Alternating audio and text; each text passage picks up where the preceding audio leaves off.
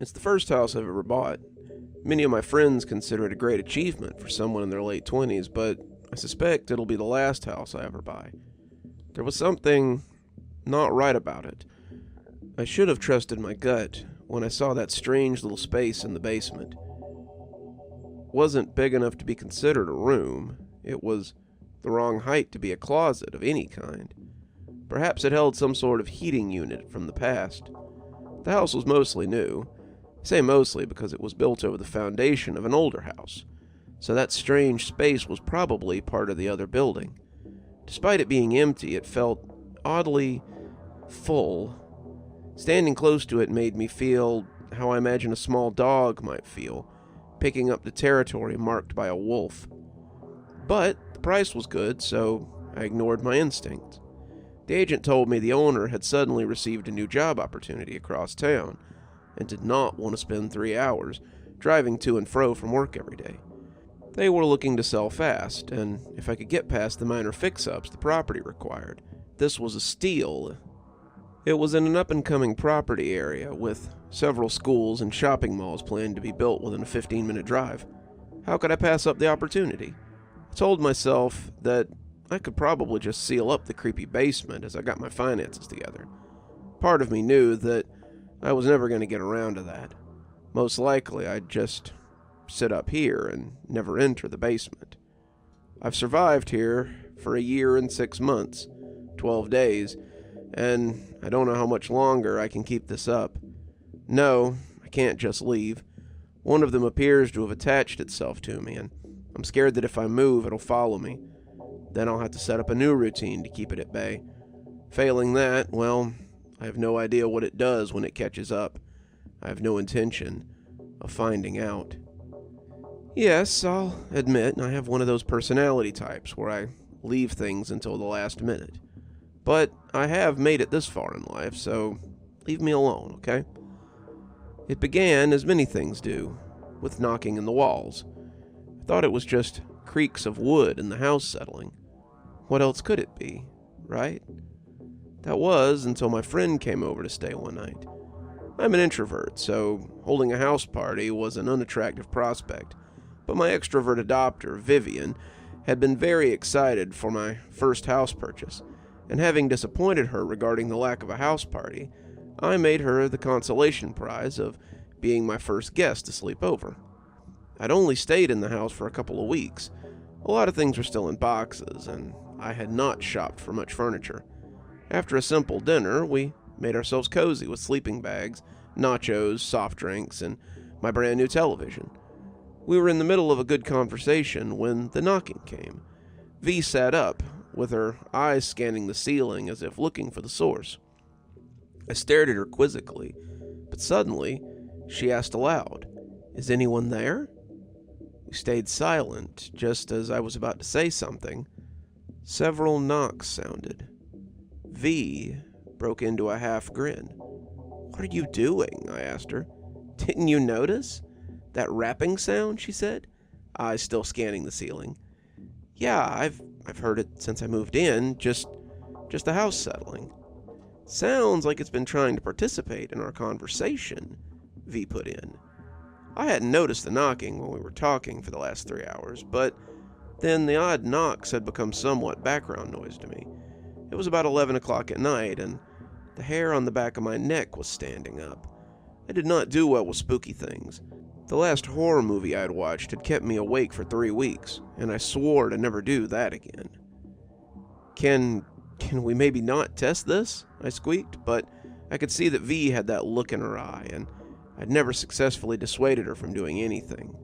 "1 knock for yes, 2 for no," she persisted, calling out loudly to the ceiling. Then, leaning over to me, completely ignorant of my wide-eyed discomfort, she whispered, "I watched this in a documentary once. A family communicated with a spirit in their house this way." What happened to the family?" I asked, not sure if I wanted to know. A sharp rap from the ceiling was my reply. No, I announced, standing up. "We are leaving this instant." I was preparing to get into a pair of jeans, grab my keys, and go somewhere, anywhere but here. Late hour be damned. V snorted and laughed at me. Don't be silly. Okay. We don't have to continue. You haven't had any bad experiences here for the past couple of weeks, right? No, I said, relieved she was going to stop whatever the heck was going on. It was true. I hadn't actually gotten the creeps or had any nightmares since moving in. Then it's just some creaking, right? Even if it is something, she said, and I winced at the thought. It seems like it's friendly. Okay, but any further knocking or seeking of responses, and we're going to stay over at your place for the night. She smiled and placed a hand on my arm. We had one of those platonic relationships, always on the verge of turning into something more, but never doing so, as other things always got in the way. We spent the remainder of the night watching videos on the internet while trying not to doze off on the floor in our sleeping bags. We finally lost the fight around 2 in the morning. There were no more knocks that night. I woke up the next day from the sunlight pouring into the room. I rolled over, wondering what time it was and realizing that V was not in her sleeping bag. I listened out for water running in the bathroom or the shower, but I didn't hear anything. No sounds from the kitchen either. Puzzled, I fumbled for my glasses and dragged myself to my feet. I found her outside, still in her pajamas, sitting on the porch swing. She had her chin in her hands, staring at the grass by the pavement. She had her car keys, phone, and purse by her side. Hey, what's going on? She turned and gave me a small smile, then asked if we could go grab brunch somewhere. I replied sure and went back in and did a quick change. Just before I got out, she poked her head in the door and asked if I could grab the rest of her stuff. Although I felt a bit off about the abrupt end to her stay, I didn't question her. Grabbing her day clothes and toiletry bag, I headed out. We drove in her pajamas over to her place, some 20 minutes away. Then she went in to change. I waited for her in the car. We hadn't said much to each other on the drive over. I knew when she was ready, she'd tell me what was going on. We went to a nearby cafe, one of our regular haunts. As we settled down to our meal, she finally confessed she'd gone and communicated further with the knocking early this morning while I slept. I gave a deep groan and put my head in my hands. I was annoyed, but I could rarely remain angry with Vivian. V, of all the things. Why? I live there alone, and I spook easy. I'm sorry, I'd totally forgotten about it by this morning, but right as I finished brushing my teeth and stepped out into the corridor, I heard the tapping. Okay, are you sure I want to hear this? I kind of need you to hear this. I sat up, hearing the askance for help in my friend's voice. Go on then, I sighed. Look, in the documentary I watched, it was about 3 girls in the 1800s or something who claimed that their house was haunted by a spirit who let them predict the future. The spirit would communicate via knocks, 1 for yes, 2 for no. They turned the whole thing into a fortune-telling business. Some say they were eventually outed, with people discovering hidden devices under the kitchen table where they held their seances to create the rapping noises. Of course, others still believe it's a true story. She shifted nervously. So I thought I'd ask if the knocking knew the future. As easily as I spooked, I raised an eyebrow incredulously. You're joking, right? It didn't actually predict something. Did it? Well, I mean, not exactly. Not right away, she said, her arms folded as she stared at the floor. I asked if it could tell me the future. It answered yes. I didn't ask about the future to test it at first. I started by asking how many boyfriends I've had. It answered 6, by knocking that many times. But you've had 5. Well, technically, I've had 6. I just never counted the first one as a real boyfriend. Okay, creepy, but not beyond coincidence. Well, then I asked about my street number. It rapped 3 times, 4 times, then 7 times. And I guess that is correct. I'm in Unit 3, number 47. So I was convinced. She fell quiet. Then what? Then I asked when I would die. You what? She sighed. Look, I just thought it wouldn't be that serious a question to ask. Which part of knowing when you were going to die isn't that serious? I cried in apoplexy. I closed my eyes and took a very deep breath. Okay, I get it. It was surreal. This sort of thing doesn't usually happen. You got caught up in the moment, as if this were one of those internet sites where it would tell you your death date. Then what happened? She looked like she was about to cry. Well, it didn't answer at first, so I thought I was being clever.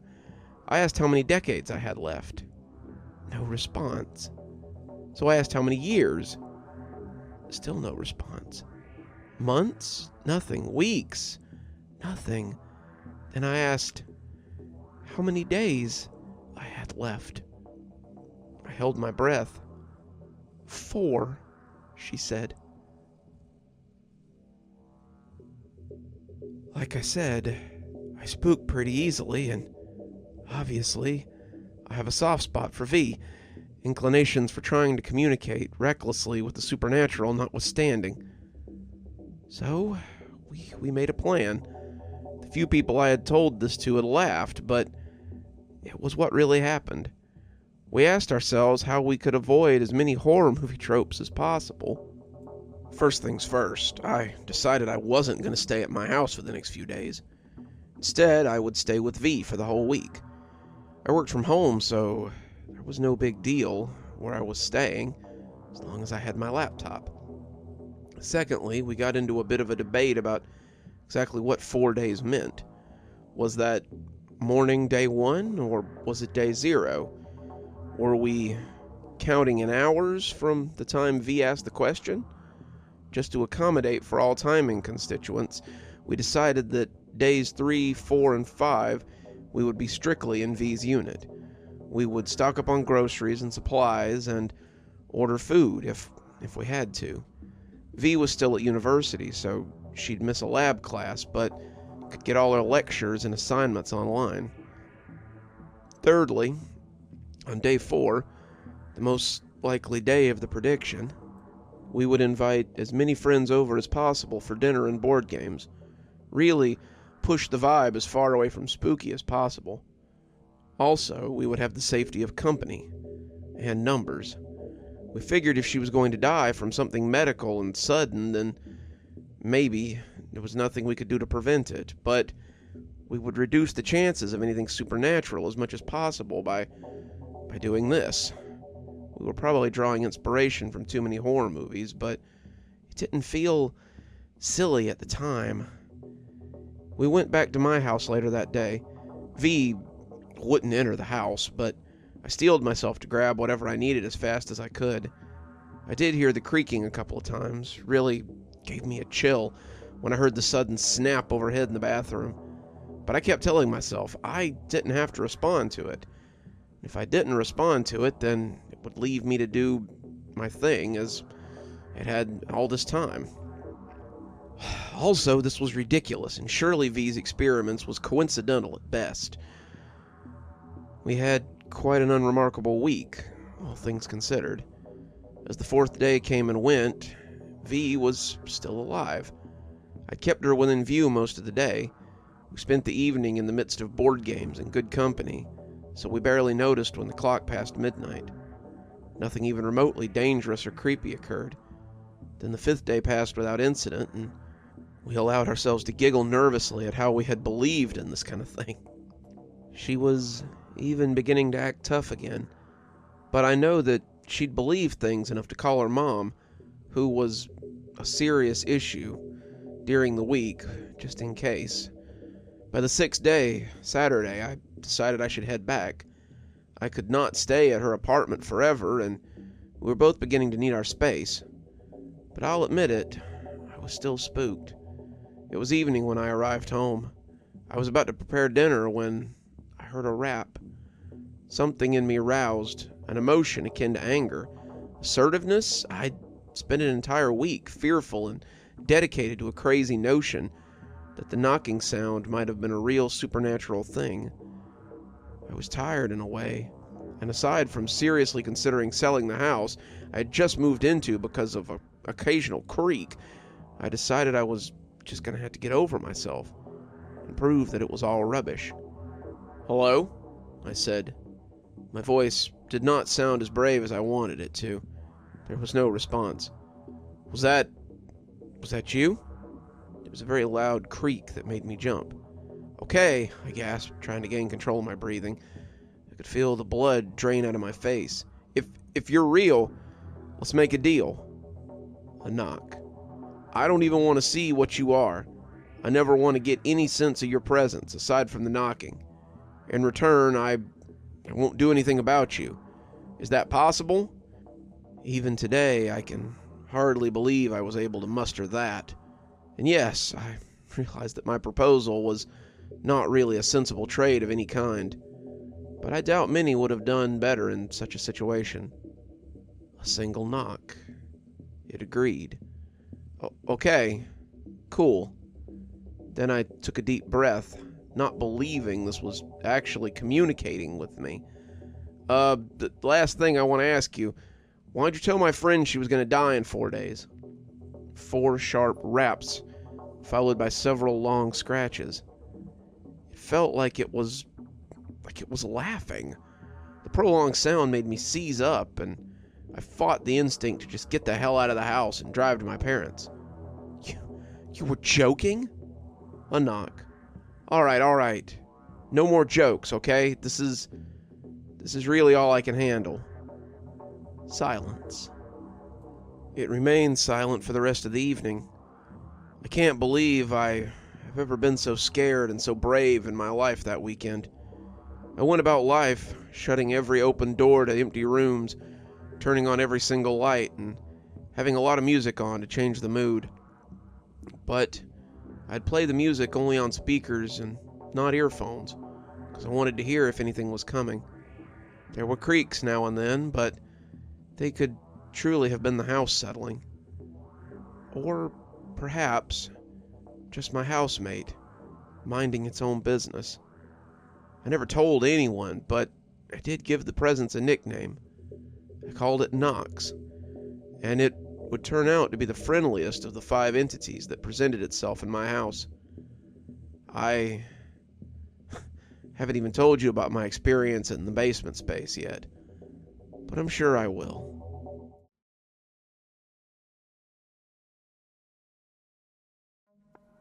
I've been living in this house for about a year and a half. This happened about the 3rd month of living there. At the time, I considered my house mildly haunted. First, there's the poltergeist. I call him Knox. It's okay as long as you don't ask it any questions. It likes to answer on occasions, and the answers aren't always nice. At the start of things, all Knox would do is, well, knock. Once I acknowledged fully that Knox was an actual presence, it's not just the house settling, I started to notice it really liked to give its opinion on things. For that reason, I no longer listen to the radio, podcasts, or videos on speaker, only earphones. I suspect others, far braver than I, would be tempted to get better acquainted with Knox. I consider that an extremely rash notion. I don't know what Knox actually is, and what it can do. What if it's some weird eldritch being, living in the walls, that would drive people insane if they were ever to reveal itself? Being cordial with it is as far as I'm willing to go. In that regard, the other rule with Knox is that if it doesn't want you to be somewhere, it'll tap sharply twice. 1 for yes, 2 for no, is the clearest communication we've established between us. If I hear 2 knocks when entering a room, I just quietly leave and come back later. I've never challenged Knox about it, and I'm not finding out what's happening if I do. After a while, though, I started to notice that Knox would also move things. Plates and cups, mostly. Sometimes a cup of water. Once a cup of milk I'd left unfinished would be empty in the morning. More disturbingly, if I left food out, bread in particular, I would notice small but obvious bites taken out of it. Not mouse bites from the clearly human teeth indentations. I guess that was my motivation to keep the house clean. And in this fashion, Knox and I had gone on about our existence. Then there's the basement. I almost didn't buy the house because of the basement. There's a strange, creepy space in there, jutting into one of the walls. It's only a couple of feet deep, about chest height, and 4 feet across. It also has a yellow painted scaffolding in it, crisscrossing it at diagonals, so it's just about impossible to store anything in it. I don't know what it's used for, but it has a presence about it. You just know you're not supposed to be in there, or even near it. I've decided not to store anything in the basement because of that. There's the house's water heating unit down there, and some leftover junk from the previous owner. Old wooden tables and chairs. I don't go there, unless it's absolutely necessary. On the handful of occasions I've had to be down there, it was only during the day. And even then, I follow the rules that as children we intuitively know when crossing dark spaces. You don't make any loud sounds or unnecessary noise, lest you annoy it or draw its attention. You don't run or rush what you're doing, lest you make it think you're afraid of or aware of it. But neither do you tarry and test its patience. And when you're done, you turn off the light and you do not look back. Here's what you need to know before I tell you the rest of the story. I'm scared of the dark. I have always been scared of the dark, since I was young. I'm not sure why. Since I've moved out by myself, learning to deal with the dark has been quite an adjustment. In those early months living here, between Knox and my nyctophobia, I'd taken to the habit of remaining in my room at night. I do all the dishes, set everything up for the next day, turn off all the lights downstairs while there's still light, then I take my provisions for the night up to my room. Snacks, drinks, instant noodles, etc. My bedroom has an attached bathroom, so there's no need to leave during the night. I even have a mini fridge in my room and a kettle. Once the bedroom door is closed, I was in my little sanctuary of pajamas, computer games, and chill hip-hop music. And my Kindle reader, of course. Knox even appeared to have the etiquette not to disturb me while I was in there. Downstairs, night would slowly fill the house and would remain still and calm till dawn. Save for the very rare need for me to creep down to grab something quickly, the elements of the house were pretty well left in harmony. I left it alone, and it left me alone. That was until my brother and his family decided to visit. I'm not close with my brother. We both tried our best to bond, I believe that, but we're just different people. That aside, I welcomed his daughter, his wife, and him happily into my new house. They plan to stay a couple of nights over the weekend. There's only one other bedroom besides mine just down the landing. Not big, but they made do. My brother and his wife would sleep in the bed, and I had a mattress for their 5-year-old daughter, Ava. Ava was a quiet child, shy, polite, and obedient. She spent most of her time in the house reading her books, scribbling her art, and watching videos on her tablet. It was about 7:30, just after delivery dinner, when Ava approached me. "Uncle, who's the little girl that lives here?" If you haven't gathered, I spook easily, and this was classic spooky. My first thought was whether Knox had revealed itself to her. It's not the first time Knox has messed around with a house guest. But, not wanting to alarm Ava, I responded with a reassuring smile. "What little girl?" "The one standing by the door of the kitchen," she said, looking towards the aforementioned kitchen. "I don't like how she looks at me. She's scary." Ava nodded in a whisper. I swallowed and felt it get stuck in my throat. Is she still there?" Ava shook her head. I walked over to the kitchen as casually as I could and took a look at the door there. It led to the basement, and it was always shut. I did not open it, instead going over to the little key rack that hung beside the sliding glass door out back. On the rack was an old-fashioned, slightly rusty key. This was the basement door key. Grabbing it, I turned smartly and locked the door with a loud clunk. I tested the handle firmly, and the door didn't budge. I went back to Ava. "There, it's locked now. Nothing's coming out of the basement." That seemed to satisfy her, and she went off to find her mother. I did think I should have told my brother and his wife, but for one reason or another, I just never brought it up in conversation. They all went to bed early that night, and I retreated into my room. I noticed before falling asleep that despite the lack of wind, the house was creaking a fair bit. On reflection, I think Knox was trying to tell me something. I was woken up by a sharp rack on my door. I came out to find my brother looking flustered. Ava was missing. My brother had roused and found her gone from the mattress.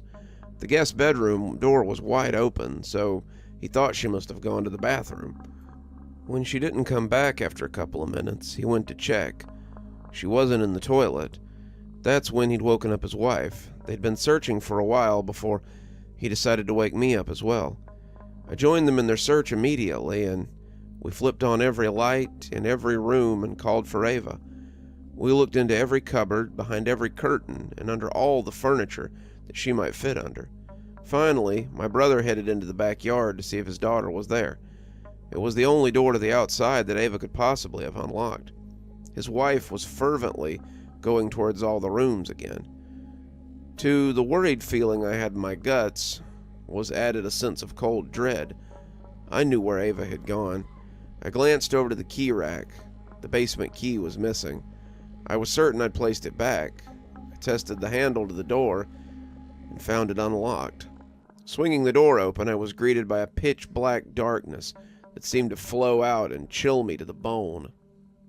2 sharp raps sounded overhead. 2 for no. I looked up a little bit surprised that Knox would care for my well-being. Or was it also scared of the basement?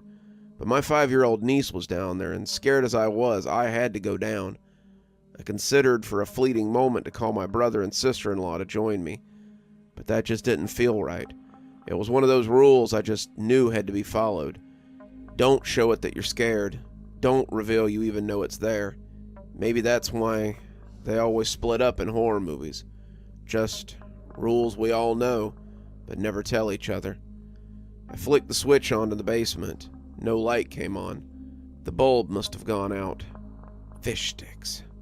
Ava, I called out, catching the faintest sound of movement below me.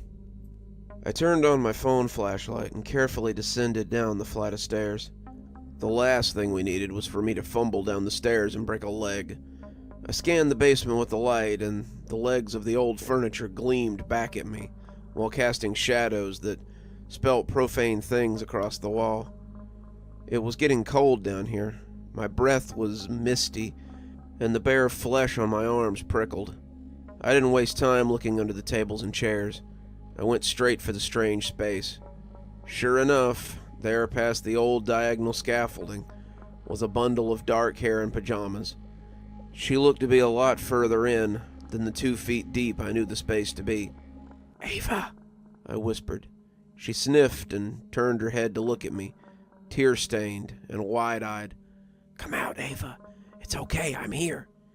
She shook her head at me, not budging. I took a deep breath, then reached in between the scaffolding.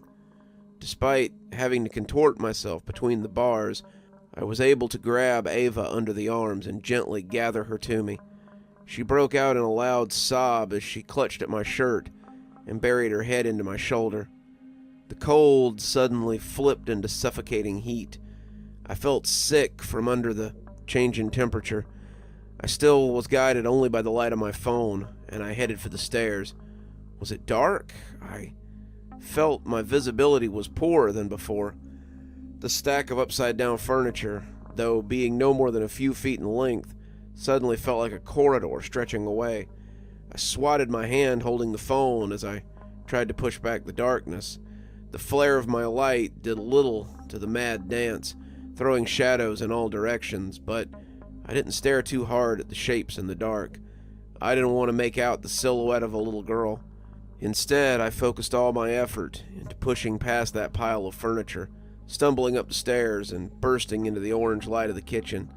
I collapsed to my knees, still holding Ava, and was panting like I'd run a marathon. My sister-in-law saw us, gasped, and immediately ran over. She was weeping in relief. My brother came in from the backyard then, As I released Ava to her parents, I caught something from her little fist, the basement door key. "Why did you go down there, baby?" my sister-in-law asked. Ava wasn't able to answer as she wailed. I didn't blame her. I was just about to wail myself. "You're bleeding," I heard my brother say. He pointed at my leg, and I looked down and saw a bright red stain slowly spreading across my trouser leg. I gingerly pulled it back, peeling away my skin to reveal several long scratches across the back of my leg, like something had tried to grab my heel. "Must have scraped something down there," I mumbled. Now that I was aware of them and the adrenaline was petering out, the wound was really beginning to sting. My brother said something about having the scratches checked out in case of tetanus or something.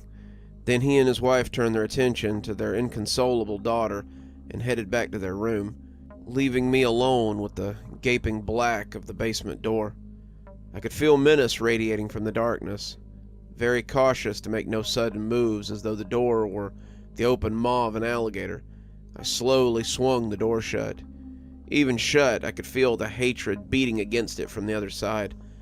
I placed the key into the keyhole and locked it, then allowed myself to breathe once again. 2 sharp raps sounded overhead. Yeah, I know, Knox. It wasn't over. My brother and family decided in the morning not to stay in the house. They hadn't been able to get much out of Ava, but they definitely got the picture she did not want to be back in my house. I felt exactly the same way. They packed up and made ready to leave. Ava came up to me to get a cuddle goodbye. I knelt down to her level and she gave me a knowing look. "Was it the little girl?" I asked. "She said I had to, or she'd eat my mom and dad," Ava said with a nod. I think my mind went blank after that. I don't remember saying goodbye to my brother and his wife. I don't remember the car leaving. I just remember standing in the driveway, facing my house, and wondering whether I should go in or not. My leg was beginning to ache from the gashes on it. I hadn't done much other than to dab it with a tissue to make the bleeding stop. They were deeper than I thought, and they had a ragged quality to them. Finally, I decided I'd find a clinic open on Saturday and have it bandaged properly while I considered what to do. I passed by the basement door to get ready. In the morning light, that hateful aura was missing from the door. Well, that was a relief at least. When I saw the doctor, he asked me if I'd been attacked. I laughed sheepishly and said it was some furniture in the corner. He raised an eyebrow at me quizzically, then silently raised a hand, made it into a claw, and gently drew it across the bandage where the cut had been. Those cuts certainly weren't made by furniture in the corner, not even by an animal's claw. They'd been made by a hand. "Are you sure you're safe? Do you need any help?" the doctor asked kindly. I was sure I was not safe, and I was very sure I needed help, but I shook my head. What could I say? I had been abused by a demonic entity in my basement, getting nothing else out of me. The doctor resigned to put accident down on the cause of injury. It had been a long wait to see the doctor, so it was well after lunch when I left the clinic. I sat down at a fast food outlet, still unsure of what to do when my brother called me. He told me they had relocated to a hotel somewhere in the city, and I was welcome to join them for dinner. I said sure. Heck, it was my treat after a bad night, I said. He chuckled softly and said dealing with night terrors was all part of being a parent. Then he also said they realized that they were missing a milk bottle. They think Ava had been holding a milk bottle when she went down to the basement, as she usually fell asleep with one. I told my brother I'd look, even though I wasn't going to step foot in that basement for $1 million. I have a problem saying no, though. I sat down the phone and thought about the basement with the milk bottle lying in that odd, ominous space, collecting dust. That's when it hit me. The milk. The cups of liquid that were finished by morning. The nibbles of bread I left out. What if it hadn't been Knox? What if the thing in the basement wandered out at night and ate things? I squirmed at the thought, but I remembered once having visited some old cottages while on tour in the UK. The guide had pointed out a metal saucer of milk and some biscuits, artfully sat across a large flat rock close to the cottage entrance. Apparently it was a centuries-old tradition from the homeowner to leave milk and biscuits out for the fae that wandered through and around the house in the witching hours. He also pointed to a corner of the building where the angle had been beveled away. He said it was because they believed the stone intruded upon a fae path, so they cut it away to let the fae folk pass unhindered. The joke was that the cottage was haunted too, but the inhabitants were far more afraid of angering the fae than the resident ghosts. Did I now find myself in a similar position? I went home and packed a bag. I would have cleaned my house up after the guests left, and there was no presence from the basement door in the light of day, but my imagination wouldn't stop me wondering if I'd turned a corner or opened a door to find some scary little girl looking at me. 100 times, absolutely not. I had decided that I would test this fae theory of mine before making any further decisions. Just before I left, I poured a glass of milk and left it to the side of the basement door with a slice of bread. Then, making sure it was the very last thing I had to do, I unlocked the basement and hurried out the front door. I went out for dinner with my brother and his family. Ava seemed to have mostly recovered from her previous night's trauma. They didn't ask me about the missing bottle. Maybe they forgot, or maybe they knew something was off with the basement. I didn't tell anyone I wasn't going home that night. Instead, I spent an uneasy night in a cheap motel reading up on folklore. Turns out there's a lot of cultures where people leave out milk, food, even animal blood, just around the house to appease strange nocturnal humanoid creatures. Some of those creatures play pranks. Others suck the blood out of your toes and stole babies out of their cribs. Charming. In the morning, I headed back to my house. First thing I did was walk very cautiously over to the kitchen. Sure enough, the milk was at a lower level than when I'd left it. There were also nibbles out of the bread. A sharp rap came from somewhere deep in the house. One knock for yes. That first day, I waited for nightfall in the kitchen. I had a bag packed in the car just in case I needed to, make a break for it. I was breaking out in a cold sweat, but I held my ground. The aura of menace never came out of the door. At around 1 in the morning, I very cautiously went up to my room and locked my door. As an extra precaution, thanks to my research, I poured a line of iron filings along the threshold of my room. Fae don't like iron, right? At least that's what the stories say. The sense of fear never returned to the basement door for a long time. And that seems to be how I formed a truce with the thing living in the basement. Every night I leave milk and a piece of bread on the kitchen floor by the basement door. It doesn't always eat it. One last note, and I add this as a note because I'm still unsure of what I saw was true or not. One night I was at home late for some reason or another. I hastily washed the dishes, locked the doors, and set out my peace offering on the kitchen floor. It was dark by then, and the windows were black panes. I turned the lights off one by one, backing towards the stairs, handing ownership of the downstairs to the night things. I ascended to the upper floor and finally turned off the stairlights. Besides the other night, fleeing with Ava through the basement, of which I received scratches on my calf as payment for breaking the rules, it was the only time I ever broke the rules. Maybe I heard something or saw something out of the corner of my eye. For whatever reason, I turned around and looked down into the darkness. There, on the 3rd or 4th step of the stairs, was a pale, small hand, raised out and reaching towards me. It connected to an impossibly long arm that snaked towards the kitchen, losing itself around the corner. In an instant, it whipped back into the shadows, out of sight. It was so fast, the whole thing might have just been a trick of my eyes. Regardless, I fled to my room and never ever glanced back into the darkness of the house again. I would like to say that besides that possible imaginary instance, I had no further dealings with the thing in the basement. But that's not the case. No, I'm afraid, as mad as it might sound, I would need its help, as the house went from mildly haunted to What the heck am I gonna do now? I have two problems that I'm always a little embarrassed to admit to, because there's always those who believe neither to be the real problem. The first problem is that I've had no long-term relationships in a long time. The second is that my house is haunted.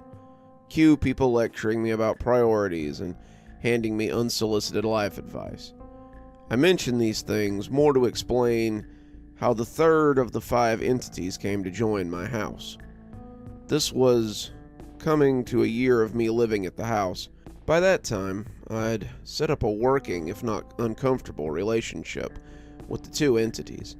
Knox, the first entity you might remember, communicates by creaking the house. 1 for yes, 2 for no. If I enter a room and I hear 2 knocks, I leave and return later. Other than that, communication between the 2 of us is seldom. The second entity lives in the basement and is appeased by milk and bread that I leave out every night. Truth be told, I don't know what guarantees my offerings confer upon me. I know it wanders around the house some nights, in some form. Because of that, I only leave my bedroom out of absolute necessity once it's dark. It has left me mostly unmolested in the sanctuary of my bedroom. Perhaps that's because I have left a line of iron dust along the threshold every night. It's surprising how quickly we can normalize lousy situations. There I was, having gotten so used to the little rituals in my life that kept the shadows at bay, I was beginning to divert my attention to other things, like the absence of a love life. I'm not great with online dating. My social circles have been frozen since graduation, plus I work from home mostly. Added to the challenge of finding dates, I was constantly wondering how on earth I would take a girl home to a haunted house. That was how I met Ella. Ella was the exact opposite of a girl that I would bring home to meet my mother. She was tattooed, pierced in all the wrong places. Well, all the right places, if you're me, I suppose. She smoked, wore heavy makeup, her thick, wavy hair dyed an electric purple. We met at a geek convention in another town. She was a friend of a friend of a friend of a friend of a friend, and we learned we both lived in the same city. We somehow ended up hanging out around the same group because of, shared hometown, and although I couldn't take my eyes off of her, I had no idea how to strike up a conversation with her. My friend Vivian, however, forever my wingman, noticed me eyeing Ella, but doing nothing about it. So, she happened to let spill in conversation that I lived in a haunted house. Really? Ella squealed, her pink contacts locking with mine properly for the first time. I actually don't like talking about the conditions of my house.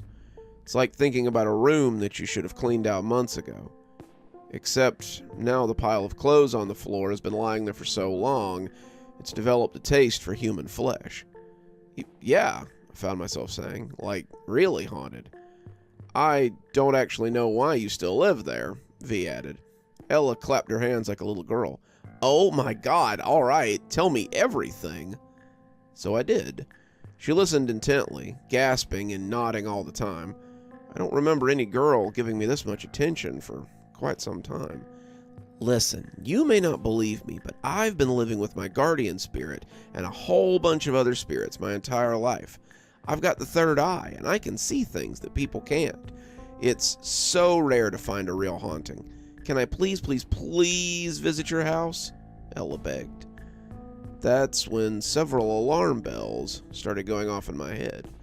Firstly, who on earth goes out seeking these kinds of things with such glee? Secondly, bringing someone into the house who was so eager to get a reaction from the entities sounded as good an idea as poking a bear. Knox had proven to be benign. The basement thing, on the other hand, I was certain had the capacity to maim and kill. But in a city far from home, under bright sunshine, with the rapt attention of a beautiful girl, I said I suppose she could try. As the convention went on, Ella became quite friendly with me. Yet, it still surprised me that she said yes when I asked her out on a date.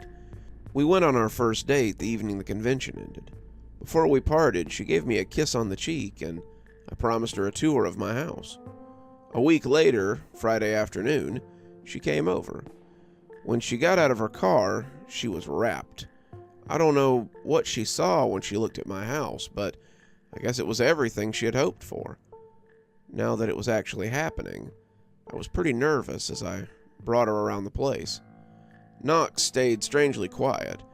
Perhaps he was used to people being apprehensive, as opposed to enthusiastic. However, upon entering the laundry room, 2 sharp raps sounded on the wall. Ella laughed excitedly and put her hands over her mouth. I quickly grabbed her by the shoulder and led her out of the room. I hesitated at the basement door, but she really wanted to go down there. It was the main attraction, after all. I'd been down there before, but that was before my last harrowing experience. Since then, I actually hadn't gone down there. It was still daylight, and the basement thing seemed dormant by day. So, not believing what I was doing for a pretty girl, I agreed to a very short visit downstairs. I warned her to keep her voice low, and she promised that if I said to leave, she would leave. She promised. So, very cautiously, I opened the basement door. I had not fixed the broken light in there, but there was enough light from the kitchen we could see all the way down. Holding her hand, I led her down the stairs. It was as I remembered it. Old, dusty tables with chairs stacked upside down against one wall. A little further on the opposite wall, an odd opening jutted into it. I've never understood what that space was for. You might have a small fridge in it if you were lucky, and only if it was lying on its side. Were it not for the yellow-painted diagonal scaffolding that crisscrossed it, that was. The space was its lair. Ella suddenly went ahead of me and approached it. I gripped her hand, and she turned back to look at me with a smile and intent in her eye. I shook my head at her, but she let my hand fall and approached the space noiselessly. She placed her hands within the foreboding area and beamed to herself. I would have grabbed her and forced her out of the basement, had I not been terrified of waking the entity with noise and clamor. To my relief, Ella retreated, seeming satisfied. She reached back, holding my hand again, and we left the basement. Once we were out and I'd shut the basement door, Ella burst into squealing joy.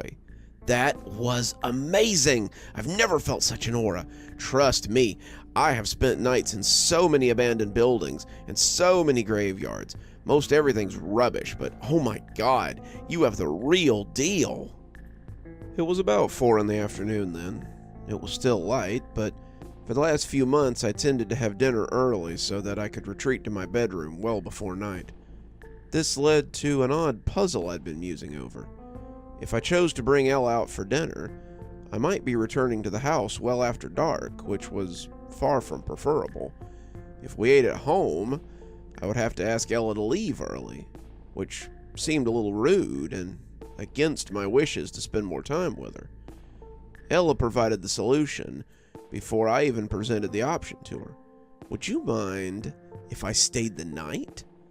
I gulped nervously. Well, I could cook us an early dinner, and I guess we could watch a movie in my room.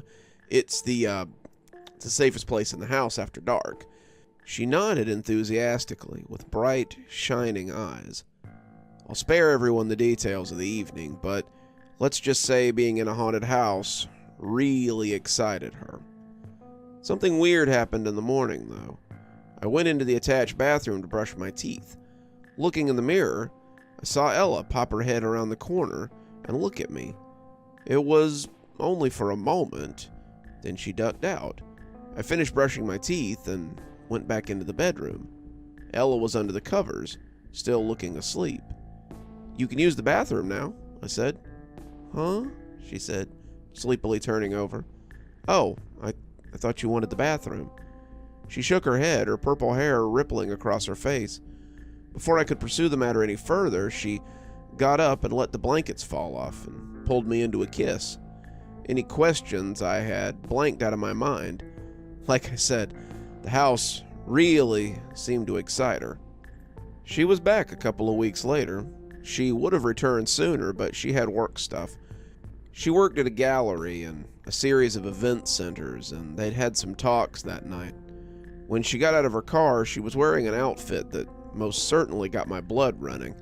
Whatever excitement I might have felt was put to a slow death when she opened her passenger door to reveal the most terrifying object I'd ever seen. An old, weathered doll. I'm even more petrified of dolls than I am of the dark, and that's saying something. "Hey, I want you to meet my lifelong friend, Edward. He's my spirit guide, and he's so happy to be here," she said, introducing the doll. Edward was a thing of my nightmares. Seeming made of pink plastic, he was 4 feet in length and wore a faded sleeping gown that matched his nightcap. It may have once sported some kind of pattern of sorts, but it now just looked blotched and diseased. His face was worn, and worse, the paint was stained and smeared in all manner of ways, giving the doll the impression of having been melted in a fire, as well as mauled by a bear, maybe. It seemed to glare at me with its jet black eyes, and its smile was unsettling, to say the least, like a snake that spotted its next meal. He was my Nan's. That's great. Hey, Ed, you're not bringing him inside, are you? Ella smiled at me and put a hand on my arm. She stood beside me, turning to face the creepy doll sitting in the car. Then she whispered in my ear, "Don't call him Ed. He doesn't like it. It's Edward. And of course I'm bringing him into the house." Look, I really don't think that's a good idea. It's okay. Edward can move around a bit on his own, but he's never hurt me, and there's his seal," she said. She lifted his nightcap and showed me a strange symbol that had been seared into his bald plastic head. She put it back down. "Nan told me that he's safe as long as the seal remains intact. He moves around? Just a little. He's not coming into the house." Ella made a face that seemed to ask if I was serious and call me a coward at the same time. Then she suddenly had a look on her face, like she was hearing something that only she could really hear, and she leaned towards Edward. "Huh? Oh, okay.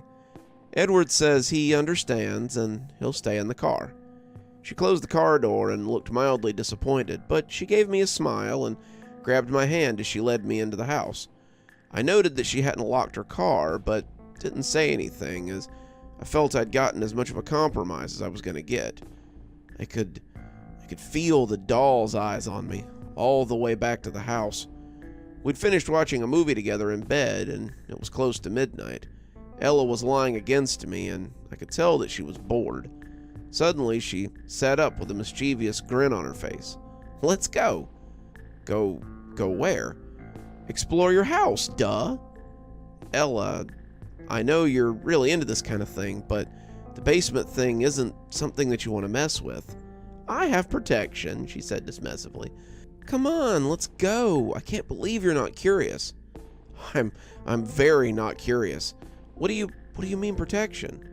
"Look, I don't want to get into it, but I used to be in a sisterhood, and we made deals. It was kind of messed up, and I got out okay, but some of those contracts were binding, both ways, so things don't mess with me, and I have Edward. Come on." Her plastic friend's protection was not convincing, and I didn't budge an inch. "All right, fine," she said, a wild gleam in her eye. "I'm going by myself. You wait here." What? Wait, no!" But she'd already flung the door open and run out into the house. It had been a while since I faced the darkness of my home. I heard her footsteps going down the stairs. Then she said something that I couldn't quite make out. I was frozen on my bed, listening for more sounds, but there was only silence. When I couldn't take it anymore, I crept out of bed and approached the open door. "Ella," I said, my voice hoarse. There was no response down the stairs. I looked on the floor and noted that her feet had scraped my iron filings aside.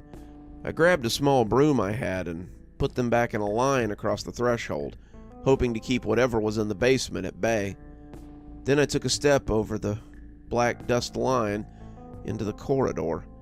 2 groans shuddered through the house. 2 for no. It was Knox. But I had never heard it sound like that before. Deep and loud. I got the impression of a cat bristling, trying to appear 3 times its size. Was Knox angry? Or was he scared? The last time I went against Knox's advice had been when my niece had gone into the basement. But the circumstances felt different now.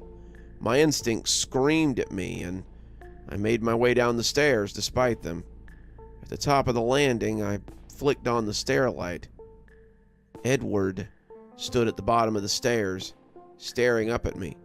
"God!" I yelled, falling over. I scrambled backwards till my back hit the wall. Edward's eyes appeared black and empty, like a shark's. "Ella!" I cried out. "I thought we agreed the doll stays in the car."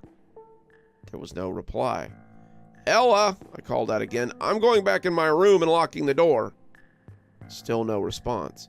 "If you want back in, just knock on the door and tell me, okay?" Picking myself up, I ran back to my room, constantly glancing back at the stairs, half expecting Edward to appear on the landing.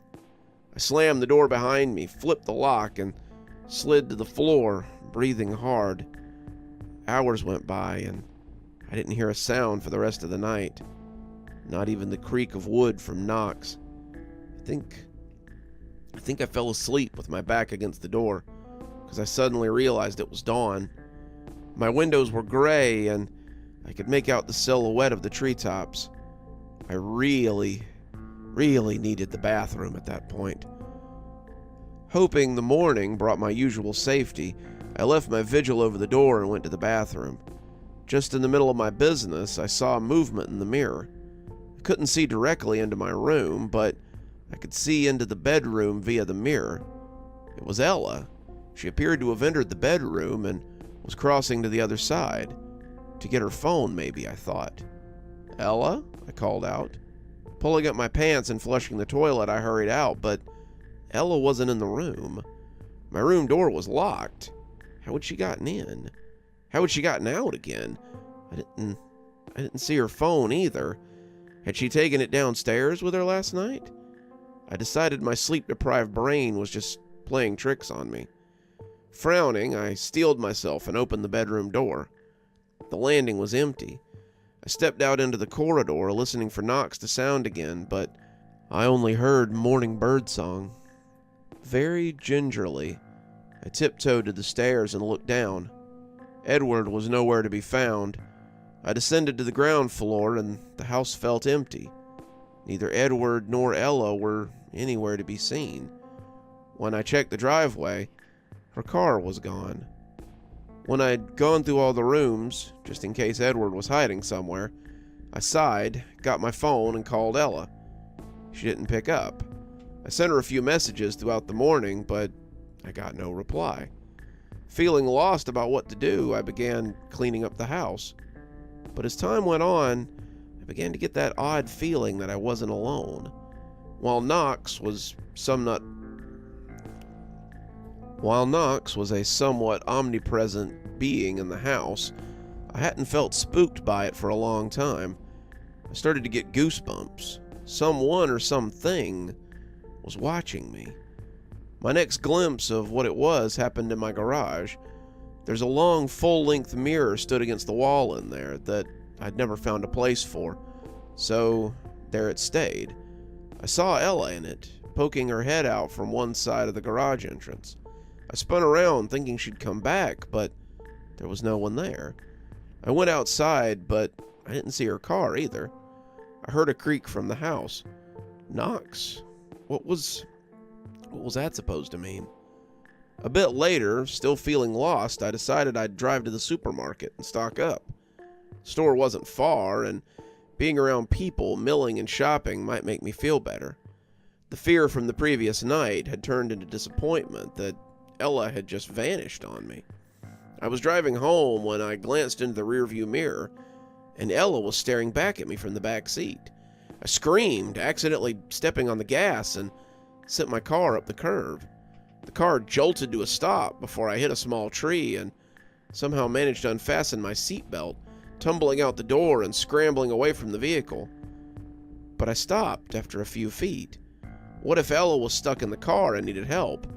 I came back to the car, cautiously, as though it might blow up any second. But the back seat was empty. It wasn't just that Ella shouldn't have been in the back seat of my car. It was the expression she'd had. She'd been smiling at me with a deranged look in her eye. I checked all my tires, and it appeared intact. The car looked drivable, but I didn't want to drive. I didn't even want to test it. Instead, I called V. "Hey, I really need your help." She must have heard the tension in my voice. Without question, she rolled up to me 20 minutes later. "You okay?" she asked, getting out of the car. Yeah, I'm fine. I don't think I can drive right now." V frowned at me and looked at the car. "I can take you home, but what are you going to do about your car?" We were in a small housing estate, and the road itself was pretty quiet. No one had come out to see what had happened during the accident. "You reckon I could leave it here for the night?" I asked. V shrugged. "Well, at least park it straight. Here, give me your keys." I handed V the keys, hoping it would be safe to let her inside the car. She parked the car without incident and came out. I felt relieved when she was fine, but then I felt sick. V gave me a concerned look as she walked back to me. "Hey, what's going on? Talk to me." I could only stare at the ground, not even sure where to start. Evening was coming, and shadows were drawing up long across the ground. Do you think I could stay at yours tonight?" I asked V. "I don't think my house is safe to go back to. I don't think I should be alone." V put her arms around me and led me back to her car. I totally forgot about my groceries. I sat in the passenger seat and was silent the whole drive, doing my best not to look into the mirror. When we got to V's, I broke down and cried. V hugged me and rubbed my back as though I were a kid. After a bit, while holding back sobs, I told V what had transpired over the last couple of weeks. She nodded in an understanding manner and didn't interrupt. At the end of it, she took a look around her house, stood up, and started putting stuff away. I realized she was clearing away anything that had a reflection on it. When she was done, she sat opposite me and took out her phone. "Well," she said in a problematic tone, "I think it's time you got some help." "What, a psychologist?" "No, I was thinking more exorcist." "What?" "Maybe a priest or a pastor." I decided to open my phone and start searching too. Just as I was about to press the first link on my search bar, my phone started ringing. "Ella?" I said, putting the phone to my ear. V looked back as her eyebrows raised. "Hey, can we meet, like somewhere in town?" "Yeah," I said slowly. I have questions." I know, I'm sorry," Ella replied. She gave me the address of a cafe in town. "I'll tell you what I can when we meet," she said, and abruptly put the phone down. V had her arms crossed when I looked up at her. Could you give me a ride?" "She better have a good explanation," V said, getting up and grabbing her jacket. The cafe had a small park across from it. V said she'd sit on a bench at the edge of the park, keeping me in sight. Ella was already sitting at a table out on the footpath with a cup of coffee before her. She wasn't drinking it, and she looked embarrassed. I took a seat opposite her. Hey, she said softly, trying to give me a smile. "So, you've been gone for less than a day, but I'm already seeing you everywhere I go," I said with a nervous grin. It wasn't a good joke. "Yeah," she said incredulously. "I know what you mean. Want to tell me what that's about?" "It's Edward," she said with a half whisper. "He doesn't like you. He really doesn't like you." That made me grit my teeth in anger for some reason. Feeling is definitely mutual. He doesn't want us to spend time with each other anymore, Ella said, staring into her cup. "Have you considered that taking relationship advice from a possessed doll is incredibly unhealthy, says the guy who refuses to move out of his haunted house. Touché, I said with a sigh. Look, I'm sorry. I like you. I really do. You're a sweet guy. You deserve much better, but Edward's all the family I have left. Family? It was Ella's turn to sigh. Sorry, but I have to listen to him.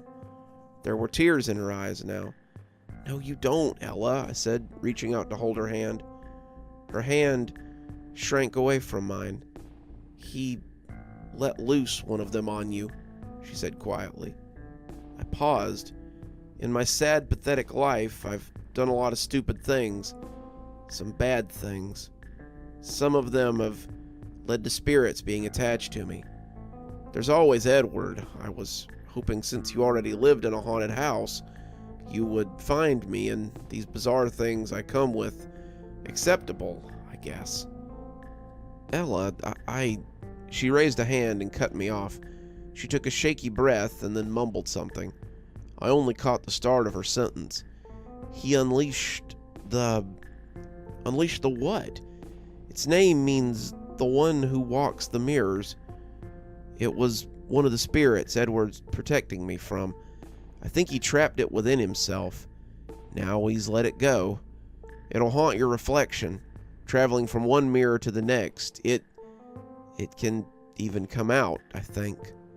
My blood ran cold. I stopped breathing. Can it be stopped? Ella shook her head, tears streaming down her face. I don't know. I'm sorry. I've said too much already. Then, before I could stop her, she ran to her car. Wait, why does it look like you? What does it want? I cried after her. She didn't answer. She got into her car and started the engine. I saw Edward strapped into the passenger seat. I could feel those venomous black eyes boring into me. As Ella drove past, I swear the thing turned to stare at me. Have you ever felt so scared that your guts feel like they're going to empty its contents in both directions at the same time? Yet at the same time, a desperate anger lit a small flame against the hopelessness inside of me. It was the smile on Edward's face that did it. It was a victorious smile. Edward had gotten the girl and destroyed his competition. Except I wasn't destroyed yet, was I?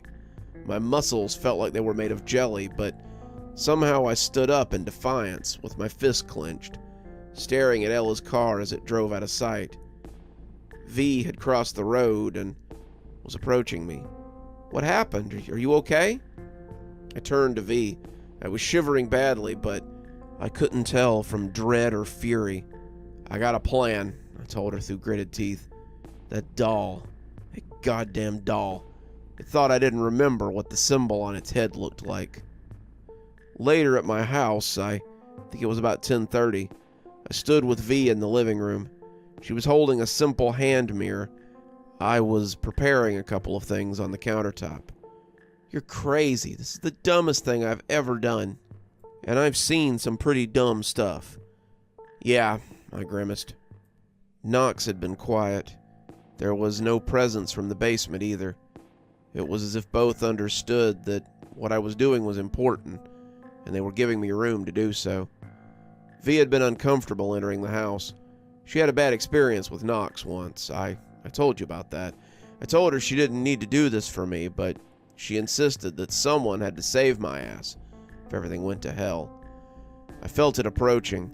The feeling that I was being watched deepened. I put my finger to my lips and V simmered down. Silently, I motioned for V to pass me the hand mirror. I took a deep breath, steadying myself, and held it up so I could see my face in it. I then angled it so I could see over my shoulder. Behind me was the archway to the kitchen, which was lit by a soft orange glow. I didn't have to wait long. Something that might have been Ella popped its head to the right of the arch, then ducked away. The hair on my neck stood on end. A few minutes crept by, and V was shifting uncomfortably, foot to foot, her eyes darting from one shadow to another. I kept my eyes on the mirror, though. Then, even though I was expecting it, it was all I could do not to scream as a pale face with purple hair peeked over my shoulder. It smiled at me with a thin black smile and stared at me with unblinking eyes. It didn't really look like Ella, not close up. I frowned back at it, waiting to see what it would do. I think my defiance angered it, as its smile turned into a baring of teeth that were long and inhuman. I heard V gasp by my side. I think she had seen it in the mirror. Her gasp made me take my eyes off it for a split second. When I glanced back, I saw a white hand shooting out, filling the whole mirror, as if it meant to grab my face. I let go of the mirror and ducked to avoid the grasping hand. The mirror and I tumbled onto the carpeted floor, and V shrieked. That's when it got quiet. I got up and looked down. The mirror had landed face up, and I could see the thing thrashing about inside it. It appeared to be snarling and screaming, but I could hear nothing. Its background seemed to have frozen too. Rather than the ceiling, the mirror contained the living room and the kitchen archway, the same as it had when I was holding it. The thing was running around the mirror room in a hobbling fashion, but it didn't seem to be able to find its way out. It just kept running back and forth, and then it returned to the mirror's surface to thump and scream against it once more. I could hear V screaming her head off. Slowly I knelt down and held the mirror by its handle, lifting it up. I felt like I had a deadly spider in my hand, separated by a thin layer of glass in the container. "You're insane. You are actually insane," I heard V still going on. In the reverse of the mirror, I had etched onto the plastic the symbol I'd seen on Edward's cap. My gamble had worked. I'd lured the mirror demon into this mirror, on the off chance that the seal would trap it within. The theory could have gone wrong on so many levels. What if it required more than just the symbol to turn the mirror into a trap? What if the mirror demon couldn't be trapped the same way that Edward had in the doll? What if the mirror demon had used a different mirror to attack me? I don't know. All I knew was that it had worked. I put the mirror in a soft cloth bag and tightened the drawstring. Then I put the bag into a small safe box I had previously used for my passports and things. I'd stuffed it full of padding. I heard the safe box click as the numbers went back into something that wasn't the combination. I also put a padlock onto the ring that it had. On the safe and the padlock, I also drew the symbol with the permanent marker. V appeared to have calmed down somewhat now that the mirror was out of sight. "All right," she said, trying to catch her breath. "Okay, you caught the thing. Congrats, genius. You won. What now?" I stepped back from the locked safe, blood still rushing in my ears as I breathed heavily. V was right. I'd won. I'd allowed the feeling of victory to wash over me. For a moment, I felt like I could have taken on the entire world. Then I remembered the thing in the basement. My courage was somewhat humbled. Now I think I'm going to drink a very large glass of water. Then one day I'm going to cover this safe in cement. Then I'm somehow going to get a boat and drop it in the middle of the ocean. A single rap sounded from somewhere in the house. Vivian jumped as ever. It's okay, I said, putting a hand on her to calm her. I think the house was agreeing with me. "Hey, that offer to stay over at yours still stand?" V nodded at me and looked pale, unconvinced that Knox meant her no harm. "Let's say we get out of here then." I put the safe in my closet, then closed up the house. V followed me close everywhere, and Knox was very polite about not scaring her further. I left extra milk and bread by the basement as a thank you for giving me my space. I hope it understood the gesture. Then we left my house of horrors, at least for that night. What follows, I guess, is a bit of epilogue on the whole affair, and the preemptive questions I'm anticipating. Firstly, yes, V is a good friend whom I'm surprised to be blessed with. I surprised her the week after with a brand new game console that I know she'd been waiting for. Then there's the issue of keeping the mirror. Would smashing the mirror kill the thing or release it? I don't know. I felt unconfident about testing it. So I didn't break it. I faced the problem and kept wanting to keep it in sight at all times, not wanting it out of sight ever. In the end, I compromised on my rule. I cooperated with Knox. It seemed to not like the thing any more than I did. We found a place in the house it approved of hiding it. I won't say where. Then I just trusted that Knox would guard it and warn me if anything happened. If anyone's going to ask me what the symbol is, I won't tell you. V thinks that it might get cults or something looking for me, and I've got enough problems to deal with. Thank you very much. Sorry, I truly hope I don't run into the mirror demon again. Finally, was I serious about cementing the mirror and dropping it in the ocean? I was, in fact. I just have to find someone who's willing to take on a job like that, of cementing a mystery box when other things started to happen. It's not the last time I had to deal with the mirror demon. There's still Entity 4 and 5 to tell you about, though. Perhaps I'll tell you a little more sometime.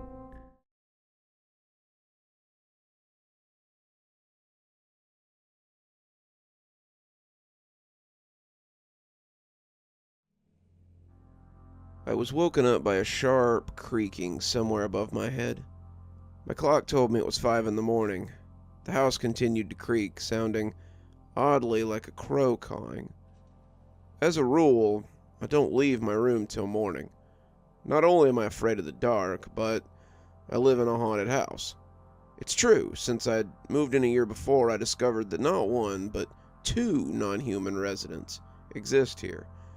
And as if my house wasn't full enough, I recently added a 3rd to the mix.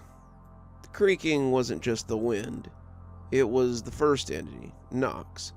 Knox rarely bothers me in my bedroom, and I'd never woken up to hear him before. I just wanted to roll back under my blankets, but knowing I wouldn't get back to sleep, I instead flicked on the lamp on my nightstand. The wood noises stopped abruptly and were replaced by the sound of a whistling wind. Something about the wind struck me as strange. I got out of bed and unlocked my door, opening it just a fraction and very nervously peering out through the slit. The landing was dark. I couldn't see anything, but I could still hear the wind. It took me a minute to realize the sound was coming from inside, not outside the house. Was there a window or a door open? I glumly decided that this was one of the times I was going to have to be brave, and went down. Somehow I knew it before I even saw it. I knew it would be Brian. I knew he must have broken back into the house to explore the tunnel he'd found. The sliding door in the kitchen that led out to the backyard was ajar, and I could see Brian sitting there on a stool by the dining table. He was a dark silhouette against the distant street light. I felt indignant rage rising up in me like bile. "Brian, I wasn't kidding. I'm going to call the police," I said, as I flicked on the orange kitchen light. His back was to me, and he was hunched over the dining table, hands clutching desperately at his hair. A muffled but continuous moan was coming from him, and that's when I noticed a dark liquid dripping onto the dining room floor. "Brian?" He stood up suddenly, the stool clattering to the floor, and turned to me. I felt something splatter my clothes and tasted iron in my mouth. He fumbled forward, arms flailing wildly and clutching the air, as if he was going to grab me.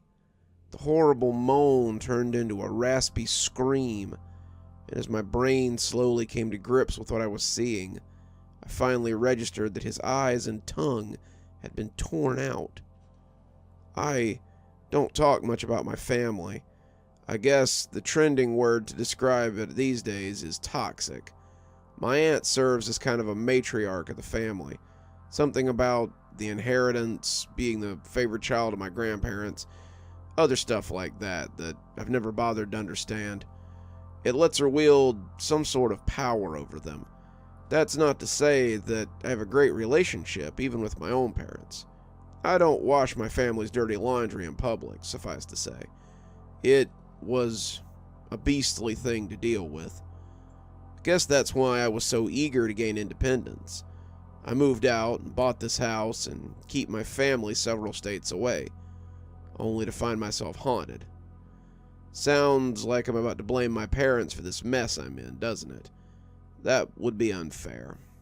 However, I can't help but think that my family's dysfunction was reasonably responsible for what was happening to my cousin when he discovered the fourth entity I share my house with. My aunt holds me completely responsible for what's happened to her son. I'm officially not welcome at any family gatherings where she's involved, which is most of them. I think I'm cut off from whatever the inheritance is, too. I honestly couldn't care less. But that's not the point. I actually do feel quite sorry for what happened to my cousin. Some days I even feel a little guilty. If only I'd stood my ground and not let him stay at all, or kicked him out early. Boundaries, right? Not even a month has passed since I dealt with the third entity, when I got a phone call from my mom. I only get phone calls from her when she wants something. Hey, your cousin Brian's moving to your city. He needs a place to stay. Do you think he could live with you? Sorry, Mom, but my place isn't suitable for anyone to visit right now. I'm actually having quite a lot to deal with. You think you're the only one with problems? Come on, I know you got a spare room. Just let your cousin stay. You know your aunt helped us out a lot when you were young, right? No, Mom, I've been through enough. It's been a lot lately. You wanted to move out? You didn't have to move out. Now that you're out and you're learning how hard it is to have responsibility, you want to be selfish and not help anyone. Do you think it's right that other people should have problems just because you wanted to create your own problems? You know your cousin can't hold down a job. At least let him stay until he finds one, okay? You know how hard it is for your dad and me when your aunt is angry with us. We let you go and live by yourself. You're making money now, right? And we haven't asked for any of that. I think you can help a family member out this once, don't you? Okay, fine, I said. He has 2 weeks, then he better be moving out. Don't be like that. You help him out for as long as he needs. I'll tell your aunt, my mom snapped and put the phone down before I could protest. Fish sticks. She messaged me later to tell me that Brian would be arriving in 2 days. I'm uncomfortable with anyone staying overnight at my place. My brush-ins with the 3 previous entities had involved people staying over. This wasn't just anyone either. This was Brian. This was drug dealer Brian. This was fired from 7 jobs Brian. This was sets fire to his school Brian. This was killed his girlfriend in a car accident while driving drunk and still totaling the next car he got while drunk driving again Brian. But Brian evidently had a problem following rules, and there were rules for living at my house that ought to be respected. I tried making a quick list in my head. If you hear 2 knocks in a room, leave and return later. Do not disturb the milk and bread by the basement door. Do not enter the basement without consulting me first. Do not wander around the house at night unless absolutely necessary. Do not break the lines of black dust, the iron filings, at the threshold of bedroom doors. If you do, sweep them back into place. Inform me immediately if you see anyone or something strange in the mirrors. Brian arrived as scheduled. How was he still permitted to have a driver's license after that, I don't know, but he's a fair bit larger than me, taller and wider. Dude, Brian said, coming out of his car, this is your place? Man, what a dump. I didn't bother to reply. Was it strange to feel offended over my haunted house? I gave him my best dirty look.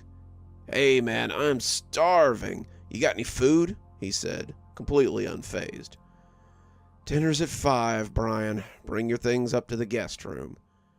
There had been no talk of being paid for accommodations or groceries from his mother, my aunt, or Brian.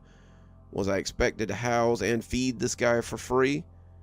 He only had a couple of bags with him, which he hoisted on his right shoulder. Then he trudged in, followed me up to the guest room. I scowled at the boot prints he trailed in. Was I supposed to clean up after him too? I had been so caught up in listing rules regarding the entities, I hadn't thought of basic rules for living with a housemaid. By the time he'd thrown his bags unceremoniously onto the guest room floor and plopped himself on the bed, I had reduced my rules to a single rule in hopes he would follow it. "All right, listen, Brian," I started. He was flipping through his phone. "You can't wander around the house at night." That seemed to catch him by surprise, enough that he looked up from his phone. "Why not, cuz? You doing something naughty around the house at night?" he said, waggling an eyebrow. "No, it's... This is where I realized I hadn't thought of how I would word that the house was haunted to him. Just that I like to keep it quiet around here. "Don't worry, I'll be quiet," he said, looking back at his phone. "I'm serious, Brian. No wandering around at night." Yeah, all right." I shook my head and went down to make dinner. We survived dinner without speaking to each other. He just looked at his phone the whole time. Then after dinner, he plonked himself on my couch and turned on the TV. Then he noticed my game console and turned that on and started playing a fighting game. "You mind maybe asking before using my things?" Yeah, he said, absently mashing buttons. It was just past 6 and the sun was setting. "Man, I'm serious about the night thing. You better finish that up before the sun sets. And please, wash your own dishes." "Uh-huh." Rolling my eyes, I went to the pantry to grab my usual nighttime snack rations.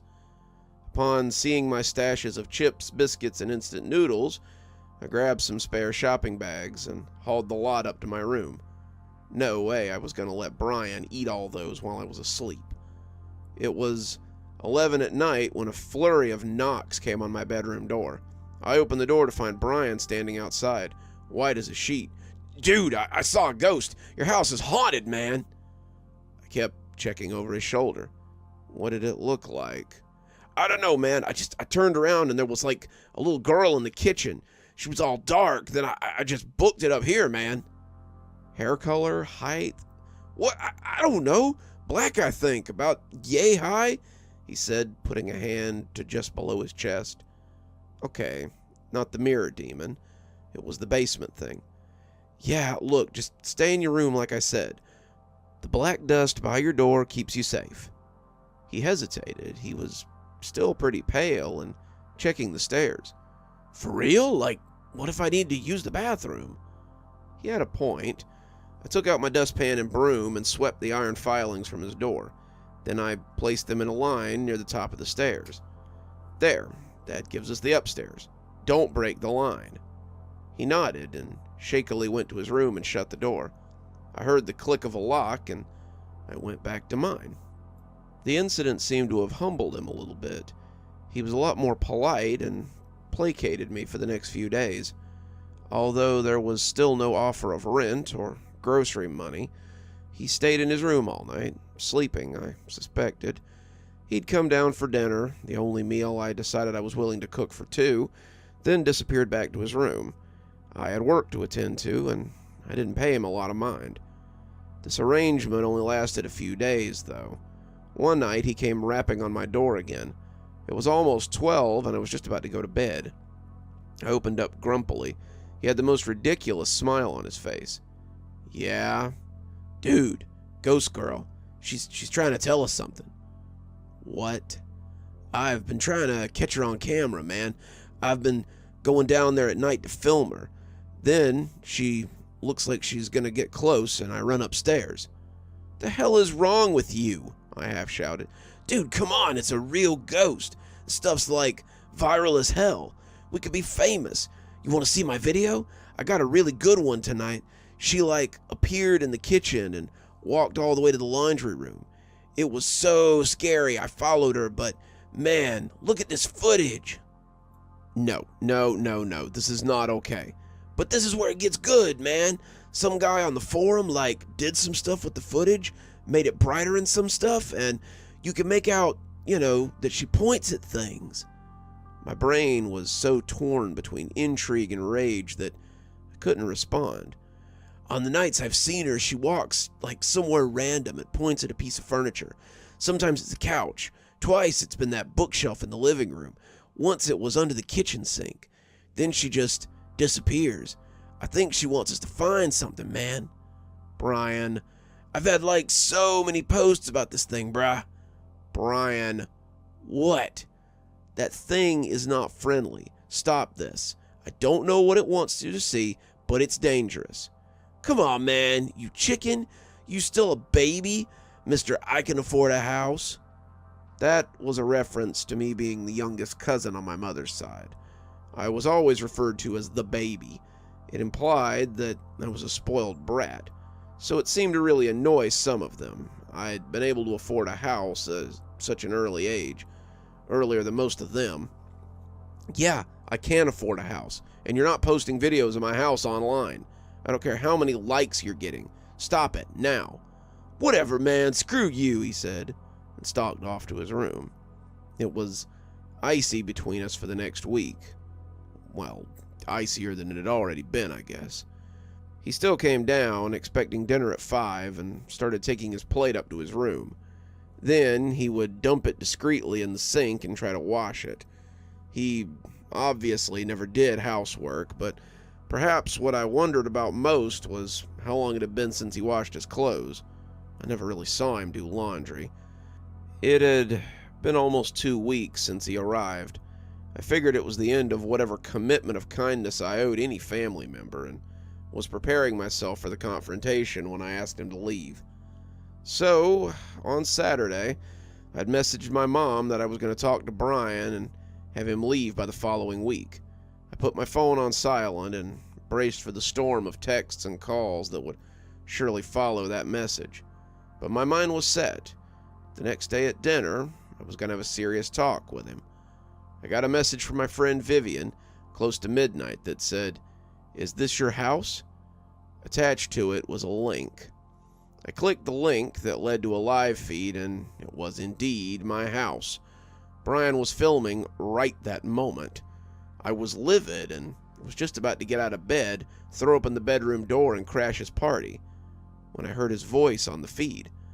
"All right, guys, the temperature's dropping. She's coming, boys," Brian whispered. I kept watching. He was filming from the bottom of the stairs, and you could make out my kitchen furniture in the faint light. Then there was a long silence. I couldn't see it, but after a minute or two, Brian's phone started tracking something. The screen was so dark it was impossible to say what. As whatever it was came closer, Brian ascended a few steps up as if ready to make a break for it. But the thing, which was still hidden in the shadows, continued past the stairs into the living room. Then, for the briefest of moments, I caught sight of some odd humanoid shape silhouetted against the dimly lit window. It didn't look like a girl.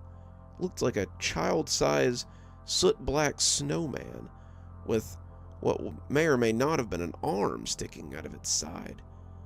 Then it lost itself in the gloom. The camera tracked it a little bit longer, then stopped, pointing more or less to my front door. It held there for about 10 seconds. Then I heard Brian's voice come back. "You see that? Yeah, I think she's pointing at that shoe cupboard." There was a pause where I assumed he was reading some messages on an app. Yeah, I think she's gone for the night. Temperature's climbing back up. But I've known her to come back twice in a night, guys. I'll want to check that shoe cupboard out. I just don't want to get caught with her blocking my exit, in case I can't get upstairs. Yeah, lights are a good idea. She disappears when I flick the lights on bright. The feed glared a bright orange-white as the living room light came on. As the views returned to normal, Brian announced, "Okay, boys, we're doing this. Let's hope she stays away." The camera bounced its way to the shoe cupboard. "All right, no sign of her. I think we're good. Let's see what's up with this cupboard. Just a bunch of shoes. Don't see anything strange here, guys. Let's check out." Brian moved his phone to check behind the shoe cupboard. There was a square hole roughly a couple of feet wide on each side. in the wall behind the cupboard. "Guys!" Brian's voice came out excitedly. "What is this?" The video went haywire as I heard Brian moving the cupboard out of the way. Then it focused on the hole. Brian appeared to be crouched and trying to see into it. Its walls were made of naked concrete, and it just stretched away, the light of the torch seeing no end. I don't understand. The wall was one of the house's outer walls. It couldn't even be 3 feet thick. Was it the outside they were looking at? No, you could see the wall of the corridor go on at least 5 feet past the phone light. "Think I should go in?" Brian asked. "Yeah, okay. YOLO. Man, it's narrow in here." The screen got black with sudden flashes of Brian's hands as he started to crawl into the space. That's when I decided I needed to intervene. A shadow child had just shown him a passageway that defied the laws of physics, and his audience thought crawling into it was a good idea. Maybe they all thought this was some elaborate prank, some ARG that would promote a movie or something. Maybe this was some sort of alternate reality anyway. How the hell did that passage even exist? I don't remember a hole there when I moved in. Surely I would have seen it when I put the cupboard there. I hurried out of bed, went out onto the landing area, and reached the top of the stairs. I brought myself to a sudden halt there. The downstairs was pitch black now. Hadn't Brian turned on the living room light? The hackles on the back of my neck prickled as I felt the air drifting up from below, chilly as though from an open fridge. As my eyes adjusted to the dark, I saw it. A patch of black against black, standing at the kitchen entrance, peeking at me from around the corner. I think it waved at me. Sorry, but I'm not that fond of Brian. I backed into my room and closed the door. The feed was still going, but with a steady interference now. The images flashed by like a jaunty slideshow, and Brian's voice came through in short barks. "There's a dead body in here!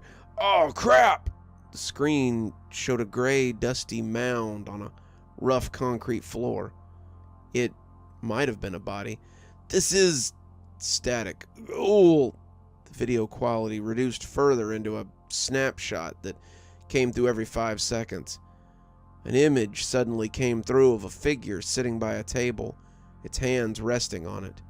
The figure was skeletal, and its jet black surface gleamed like someone had decided to carve the grotesque thing out of obsidian. In fact, the only reason I didn't think it was a statue was the fine, long hair sticking out of its skull.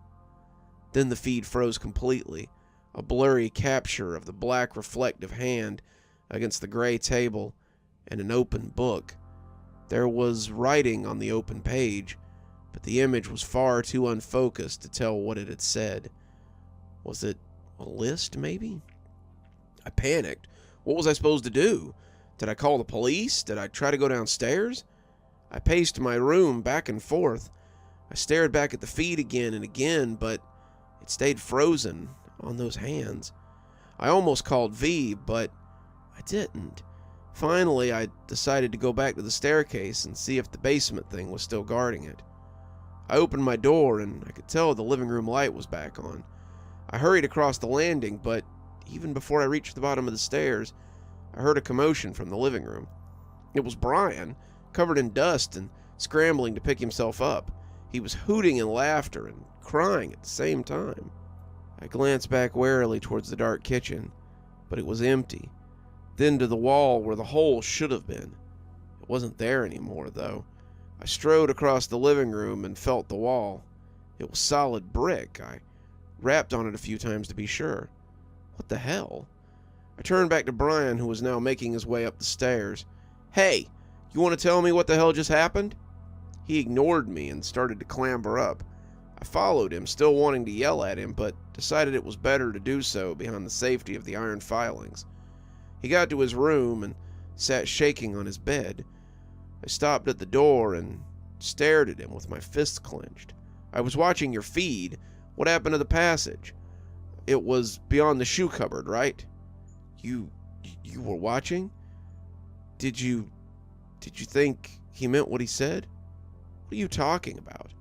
The guy behind the wall, sitting at the table. Do you think he meant it?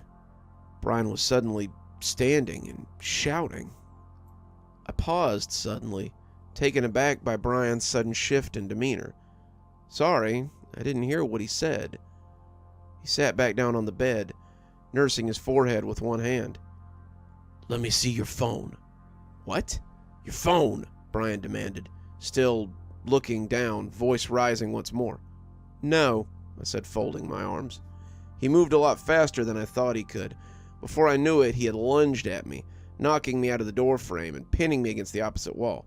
Give me your damn phone, he said, through gritted teeth. I wasn't able to break free, but my sense of anger and pride would not let me give in. No, I spat out. I don't think he realized I had my phone in my robe pocket, or he probably would have just grabbed it. He looked like he wanted to punch me when the lights downstairs flickered and went out. Brian's gaze shifted immediately to the stairwell beside us. He let go of me and turned back to his room. Hey, I said, coughing. The door was closing, but I threw it back open. I was so angry, the threat of the stairwell, now full of inky blackness, didn't even enter my mind. You're not welcome here anymore. Get out. If you're still here tomorrow morning, I'm calling the police. I don't care what your mother says. Then I stomped back to my room and locked the door. I pulled out my phone. Brian's feed was still running, but it was no longer the hand on the book. It was just black. He must have left it in the passage that didn't exist anymore. Something came through on the audio, though. A screech from a far, far away place. Finally, after 15 minutes, the feed completely lost connection. Morning came. I was lying in bed, refusing to get up, even though it was 9 and usually up by 7, as the night's events hadn't given me much sleep. There was a knock on the door. I sighed and opened it a fraction of an inch. Look, dude, I need to stay here, okay? I shook my head. No, not okay. You're moving out today. I don't care if you have to live out of your car. Get out of my house. Brian looked disheveled. You don't understand, man. I understand perfectly. You've been messing with the entities in my house when I expressly told you not to.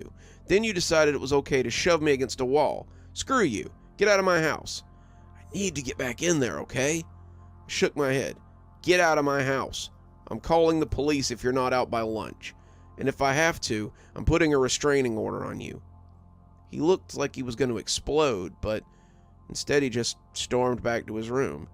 I could hear him beginning to throw stuff into his bag. Not even 20 minutes later, I heard his car engine roar and the wheels skidded out of the driveway.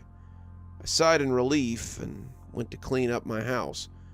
There was still dust and debris all over the living room, and Brian's room was unsurprisingly a pigsty. My mother did message me, telling me to put up with Brian, and I took some relish telling her that Brian had already moved out. Then I ignored her following texts and phone calls for the next couple of days.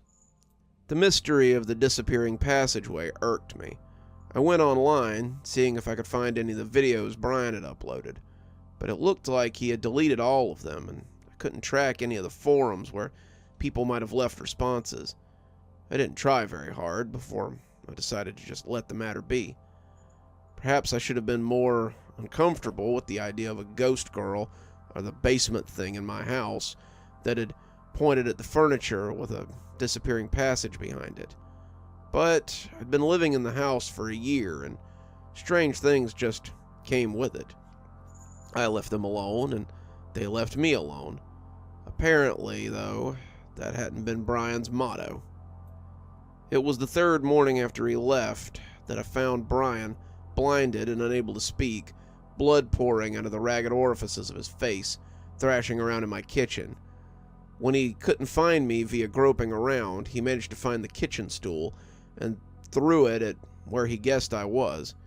I ducked as it whooshed over me. Then he went into a mad rampage, grabbing anything he could feel and throwing it around. I was too horrified to even tell him to stop. I just ran to my room and called emergency services. I was shuddering and thinking about the wails and moans I heard from downstairs while waiting for the ambulance to arrive. The aftermath was as hectic as you could have imagined. I'll try to tell you it as cohesively as I can remember. After emergency services collected Brian, my house was investigated as a potential crime scene and cleared when, other than Brian flinging things around, there was no sign of violence. No one ever gave me any notion of when, where, or who had mutilated Brian. Of course, the police questioned me. I told them the truth as much as I could without sounding insane. Brian and I had a falling out. He'd been living here for 2 weeks. I woke up and found him having broken and entered my house and in that condition. They came back to question me again the next day at the motel I was staying at while my house was being investigated. They didn't find anything as far as I could tell, and I haven't heard from them since. My aunt tried to contact me incessantly. I blocked her number, but then she showed up at my house. I didn't let her in the house. She was obviously distressed, and at least she wasn't speaking at me with her accusatory tone at this point. I told her I was sorry, but I didn't know what had happened to Brian. It was true. I really didn't know what had happened to Brian. When she left, though, I later heard from my mother that she fully blamed me for Brian's sorry state. My mother held me responsible, too. I told her that they could all go to hell. I guess Brian was already there, somewhat. I don't know what happened to Brian. I never went to visit him, and I'm unlikely to meet him anytime soon. As much of a miserable specimen of humanity as he might be, I would never have wished this fate upon him. I hope he'll find some sort of way to go on living, find some sort of peace in the perpetual darkness that he now lives in. Before I left, and as the police bustled in and out, I had noticed the cupboard beneath the sink was open. There were pools of blood in there that didn't look like they had been flicked from Brian's frantic motion. Was that where the passage had taken him? What had he seen in those passages this time? What had the black figure shown him or said to him? I still don't know. But soon I'd have to walk those narrow passages myself and make a deal with the person who waited with the open book within my wall. I've counted them as the fourth entity in my house. There's just one to tell you about then.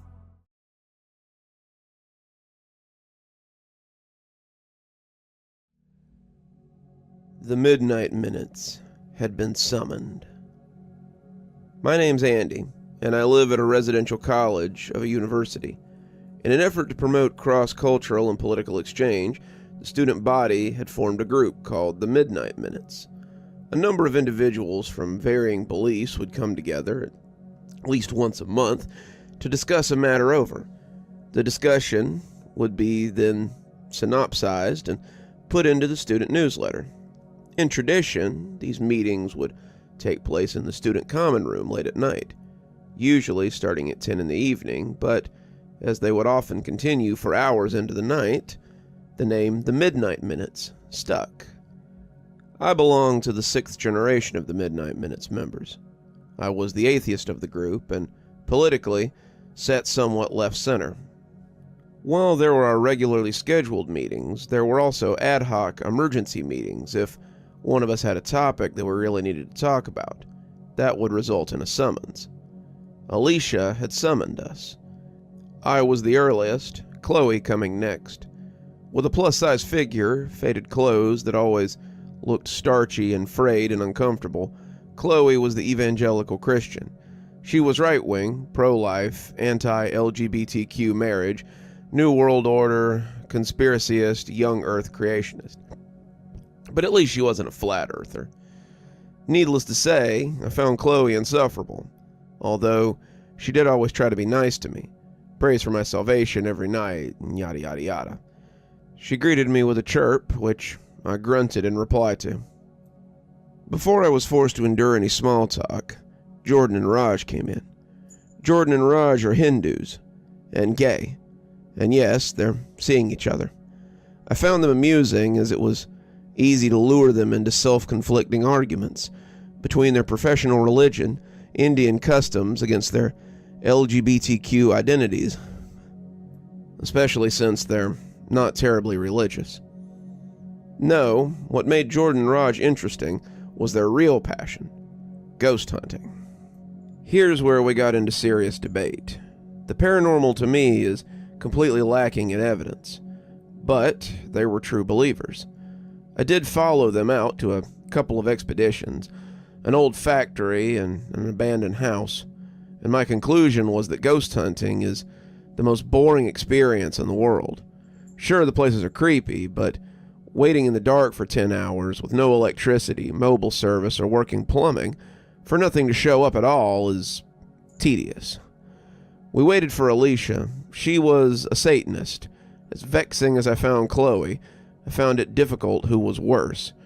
Chloe was part of a religion that affected politics and therefore caused a lot of people to be mistreated. Satanism, unless you buy into Chloe's conspiracy theory that it controls the government, was actually more sensible, simply built around embracing the principle that human beings are selfish.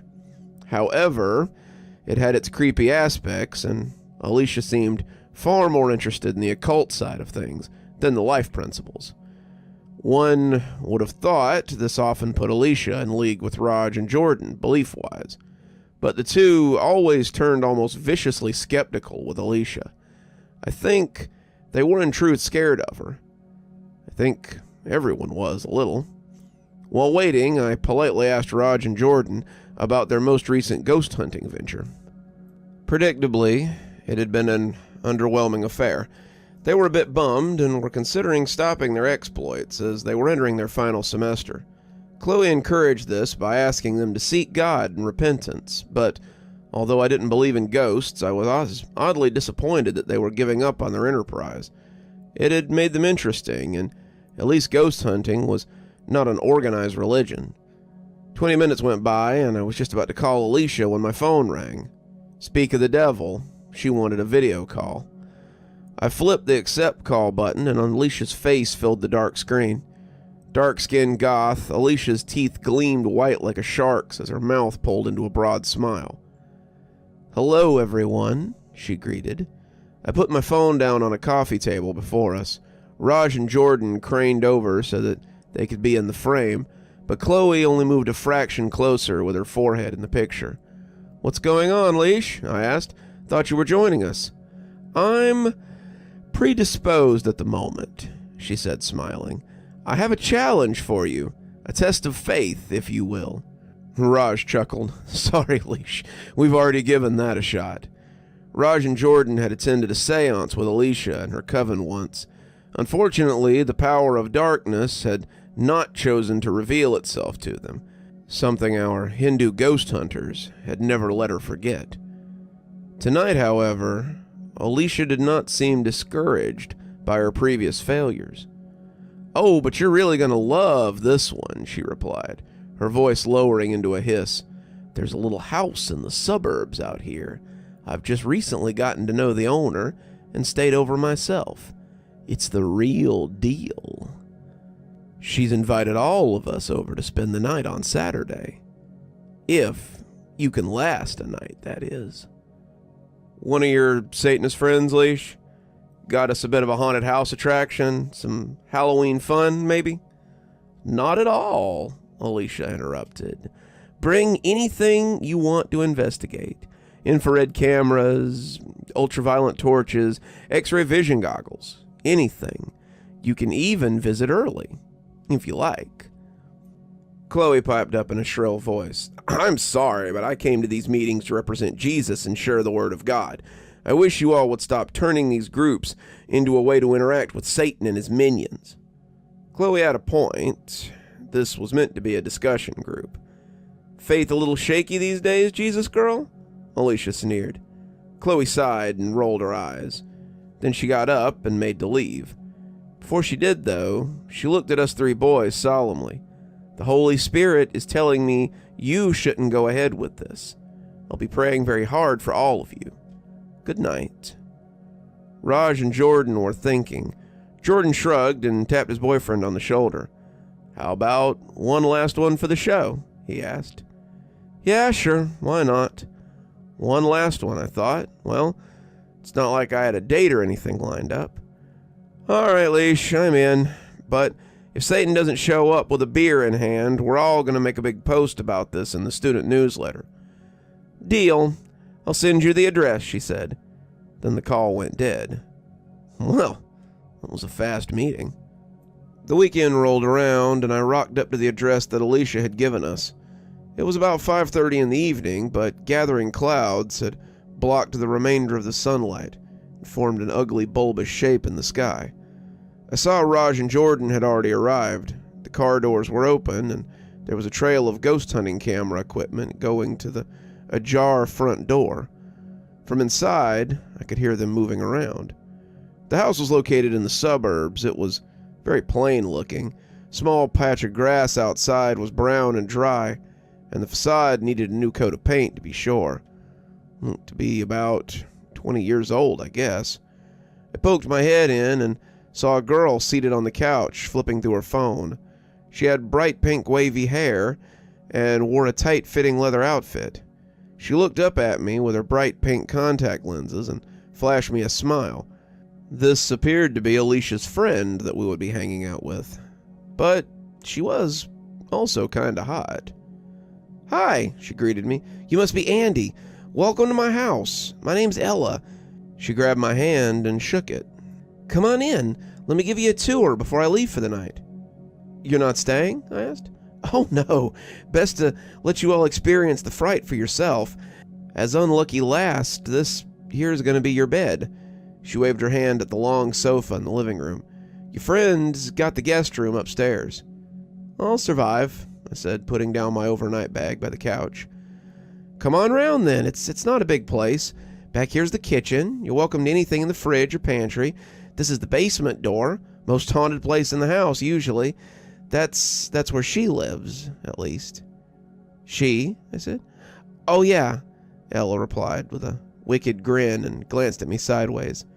"You're welcome to go down and say hi if you've got the balls, but even if you don't, she'll likely come up to visit at some point of time during the night.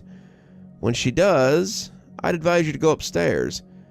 I don't think she goes upstairs, or just make a new friend, right? I'm sure she's lovely, but she's never wanted to talk to me." Ella ended, giving a mock pout. "Right." Ella laughed. "You're a tough one. I like you. You don't believe in ghosts anyway, do you? Alicia told me so. Come on upstairs." She led me up the stairs that were by the kitchen entrance. I saw Raj and Jordan fussing over a mess of equipment on the floor. Jordan waved at me. "This here's the guest room your friends are in, and back over there is the spare bathroom. To the front is my bedroom. I've locked it, and I hope I can trust you all to respect my privacy." Sure, no problem," I said. "Okay then, good luck, guys." Raj and Jordan yelled out their thanks and goodbyes. I followed Elle out to the front door where her bag was. She slung it over her shoulder and walked to her car in the garage. "Is Alicia going to show up tonight?" I asked before she got in. She didn't say. "Oh, I'm pretty certain she'll show up eventually," Ella said, smiling as she got in the car. "All right, yes, one last thing. I told your friends this too. The challenge is you have to stay through the night. There will be a lot of scary things going down, but when morning comes, you'll all be safe. If it really gets to be too much, then just leave. No judgment, but you look like a guy who knows how to handle himself." Was that a flirt? I decided it was now or never. "Hey, think I could get your number sometime?" She looked at me with a surprised smile and a glinting pink eye. Then she laughed. "Tell you what, tough guy, if you're still here when I get back in the morning, I'll give you my number." She backed out of her driveway into the road and stopped. "And hey," she yelled, "don't go into my room. That's the only real rule." With that, and a wink, she revved off. It started to drizzle. I looked up at the sky. It felt like the start of a high school essay. It was a dark and stormy night and all that, and 3 idiots were staying overnight in a stranger's house, looking for ghosts. Lightning flashed in the distance, and for a moment I had a strange vision. Across the road was a small park with a few stunted trees in it. One of those trees in the lightning flash had appeared to be a very large hand sticking up from the ground, and on the tip of the forefinger, it had Alicia's face smiling at us. Then the vision was gone. I stared into the growing gloom, couldn't make out anything as the low peals of lightning thunder caught up and rumbled over the house. I glanced to my side and saw one of Raj and Jordan's torches conveniently nearby. I grabbed it and shone it back into the darkness where the trees were. Just some twisted old trees. I sniggered at myself. Could it be that I was getting spooked? My society would be disappointed at my lack of rational reasoning. A burst of static made me jump and spin around. It was Raj testing out his EVP machine. I sighed deeply. I hated those things. Shaking my head, I shut the front door. The air was humid and I was sticky from the day, so I thought perhaps I'd have a shower before ordering some pizza for dinner. The shower was good, nice pressure, it was hot. I stepped out and dried myself and went over to the mirror. It had steamed up, and I was just about to wipe off my reflection when I saw the writing on it. For a second, I thought it was written in some foreign language, but instead it was just written in reverse. 1 for yes, 2 for no. I chuckled. Now, this was an elaborate prank. I was pretty sure no one had crept into the bathroom while I was showering to write on the mirror, but it had been someone that had written on the mirror beforehand so that when the steam condensed, the writing would be revealed. Satisfied with my rationalism, I wiped the condensation off the mirror, but the writing wouldn't come off. I looked closely at it, and it seemed the steam and writing was on the other side of the mirror glass. Eventually, the steam on that side faded, and so did the writing. Weird, I thought. I thought about testing whether the writing would reappear with more steam. Perhaps the mirror could be lifted? Just as I placed my finger under the mirror to see if I could pry it from the wall, 2 wooden creaks sounded from above my head. I smiled. I guess I had my response. 2 for no, eh? Well, better listen to the mysterious writing then. See how spooky Alicia really made this house. Thunder came from outside. The storm was truly helping the atmosphere. Looking around, Raj and Jordan appeared to have sorted out their equipment. I poked my head around the guest bedroom, espying Jordan there. "Pizza?" I asked. "Way ahead of you, man. Already ordered. You owe us 15, Jordan said.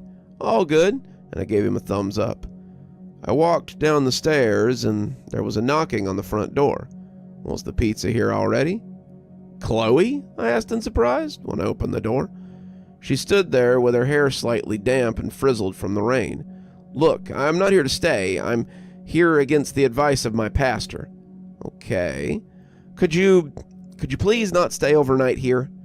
I gave her an incredulous look. "You came all the way here to ask us not to stay overnight?" "Yes," she said, sounding flustered. I really like you, and I know you don't like me, and that you never really will like me, but I don't want to see you get hurt." Honestly, did not know how to respond to this sudden confession of affection, but she was right. I did not find Chloe attractive at all. Whoa. Just calm down a bit, hey? It's just a house, right? I don't believe in Alicia's stuff, and neither do you.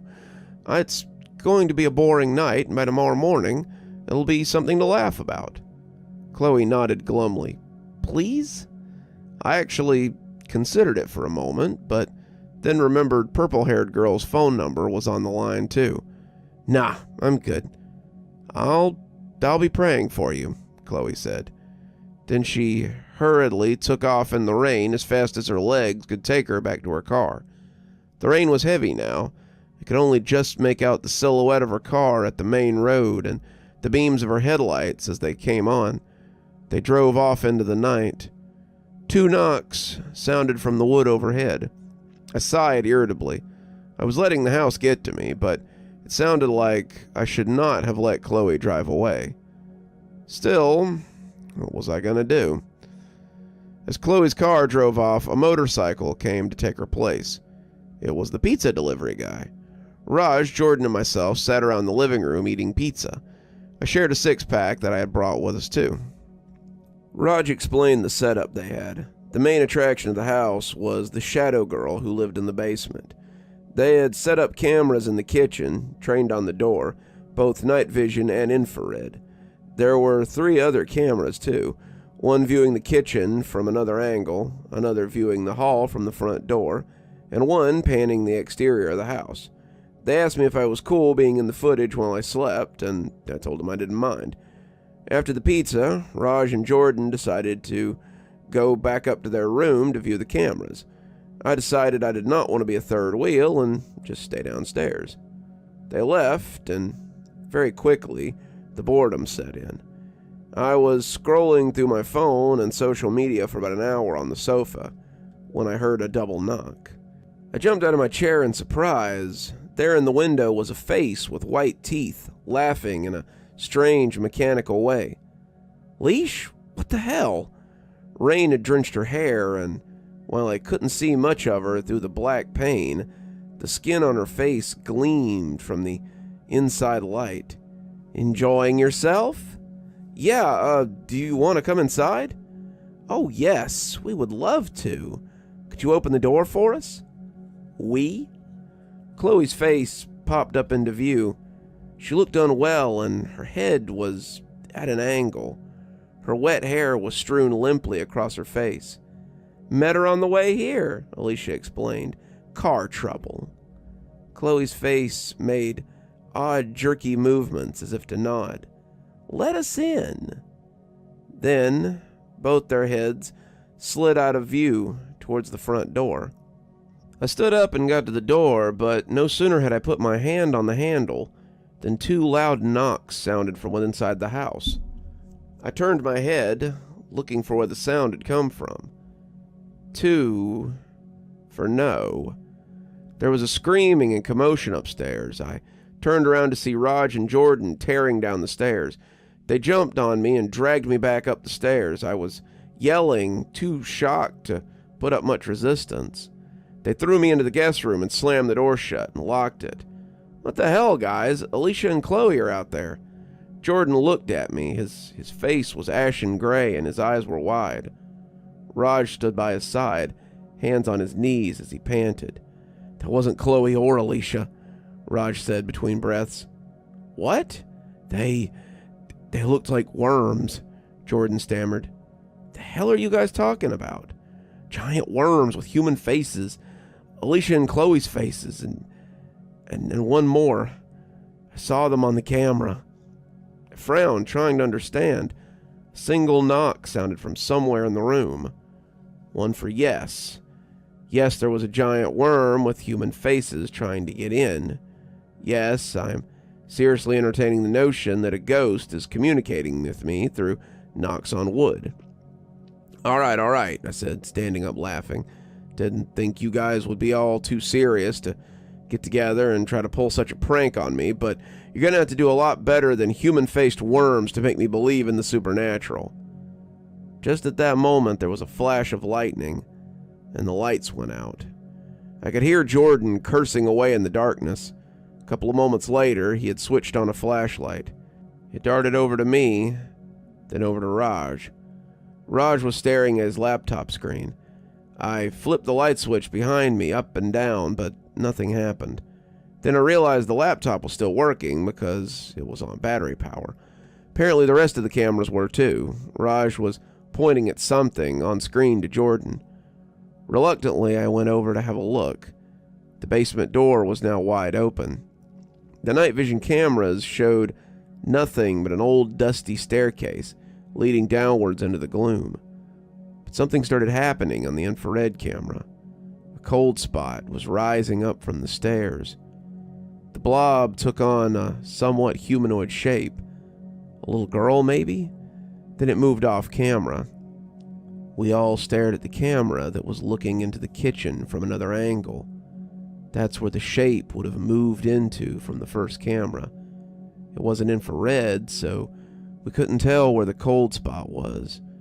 The kitchen simply appeared to be empty. There was nothing. Lightning flared up through the windows. I was expecting to see Alicia and Chloe's heads against the window panes, but the window was black. Then slowly, the cupboard beneath the sink opened up all by itself. Despite the insanity of the situation, I couldn't help the thought crossing my mind that the cupboard could have been opened by someone with a string somewhere off camera. This must have been a prank cooked up by Alicia, but how had she gotten the other three roped into this? Particularly Chloe. I knew that was going to be a hard sell in of itself. "Hey, boys," a metallic rasp came from the window. We all turned to find Alicia staring at us through the window. "Aren't you going to let me in?" Jordan gave a whimper. Raj just stood with his mouth agape, and I felt somewhere in me take over. "Alicia," I heard my voice, "get down from there at once. You're on the second floor. It's raining. You're going to slip and get hurt." Alicia just laughed and laughed, her head thrown back. Chloe's face also came into view a little lower and to the right of Alicia. It had a stupid look to it, and her laughter was more of a weird gurgle. A third face suddenly slammed itself into the window pane right beside Alicia's. It was the pizza delivery guy.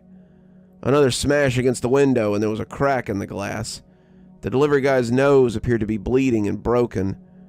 There was a flash of lightning, and the three people outside were silhouetted by it. They weren't human faces on worms. They were heads on fingers, connected to a hand as large as a tree.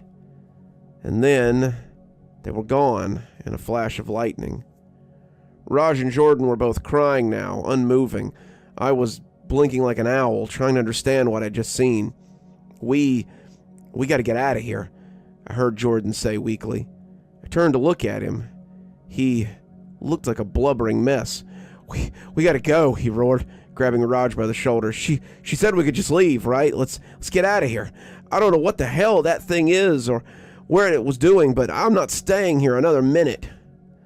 I tried to intervene, but Jordan had kicked open the door and dragged Raj out through it. I groaned and had the sense to grab a torch, following the two into the dark corridors. Well, this was more exciting than the other ghost expedition, at least. I really would have to get Alicia to tell me how she was achieving all these special effects. We all stumbled onto the landing, and I swung the torch around and back and forth. I was about to lead us all down the stairs when two knocks came from overhead. I paused for a moment. The night air was cold and clammy, but the air from the stairs was freezing. I shone the torch down the stairs, and long shadows darted everywhere. Dust motes floated serenely in the light, ignorant of the storm outside. But although I couldn't see anything, I could feel something. Something was waiting there in the darkness, daring us to trespass in its territory. Jordan gasped, "What? We need to get out of here." But he didn't get any closer to the stairs either. This was the moment of truth. Did I believe in ghosts or not? I decided not to venture down the stairs. I'm not sure why, but I didn't go into the bathroom either. Instead, I decided to try the master bedroom. I tried the handle and was surprised to find it unlocked. It was bare. There was no bed, no furniture of any kind, and the closet was empty. A thin layer of dust lay across the carpet. The windows had their curtains drawn. There was a lock on the door, but it could only be locked from the inside. Raj and Jordan shambled in after me like the Walking Dead. Jordan stared blankly at the stairs as the door shut. Raj sank to the floor against the wall. Jordan took his place beside him. This room felt strangely safe. Maybe Ella didn't want this part of the house to be involved in the ruse. But why not? There really wasn't a thing in here. On the rear wall was a door to the ensuite bathroom. Slowly I made my way over and peered in. The flashlight beam was reflected back at me by a mirror spanning the length of the wall. Suddenly, it wasn't just the flashlight that was bright. There was light coming from the mirror. In the mirror, where there should have been the reflection of me looking back at the open door, instead was the reflection of a door that was partially closed, and a hand had come through the door and flicked the bathroom light on. The mirror door opened, and there stood a skinny, bespectacled fellow where I should have been. He held up a hand as if to say he meant no harm, then dragged a stool into the reflection of the bathroom and sat on it. A knock sounded over my head. What's going on? I heard Raj say from behind me. All three of us gathered in the bathroom, giving audience to the mirror. Hey, the guy said solemnly. This is some kind of trick. Is this a screen or two-way mirror? I asked, touching the glass surface.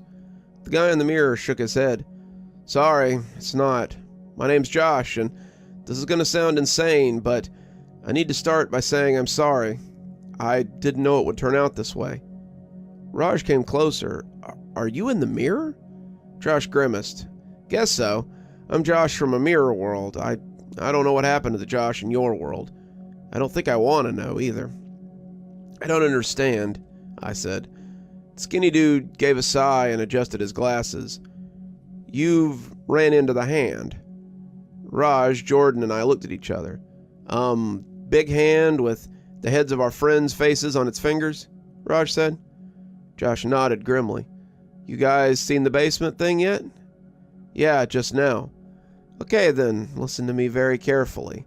The hand can't get into the house unless it's invited in. I don't know why, it just doesn't. I don't know what it is, I don't know who or where it comes from, but every new moon, it hunts anyone who comes into this place. As long as no one invites it in, you're safe. But if someone invites it in, you need to find the tunnel. The tunnel? I asked. Yes, the tunnel. The basement thing. Did you see if she interacted with anything? Yeah, the kitchen sink drawer, Jordan said. Josh winced. That'd be right. If you look there, you'll find a black tunnel. It's the only safe place from the hand if it gets in the house. If you go into that tunnel, only go as far as you need for safety. Don't explore it. Wait to hear a knock from the house. Usually sounds like someone rapping on wood. Only come out if you hear a knock. One knock, not two. Why can't we just drive off? Jordan asked. The girl we met here said we could just leave. Josh gained an angry look. Don't trust anything she told you. Anyone who comes into this house on a new moon is marked. The hand will hunt you wherever you go. How do you know all this? Raj asked.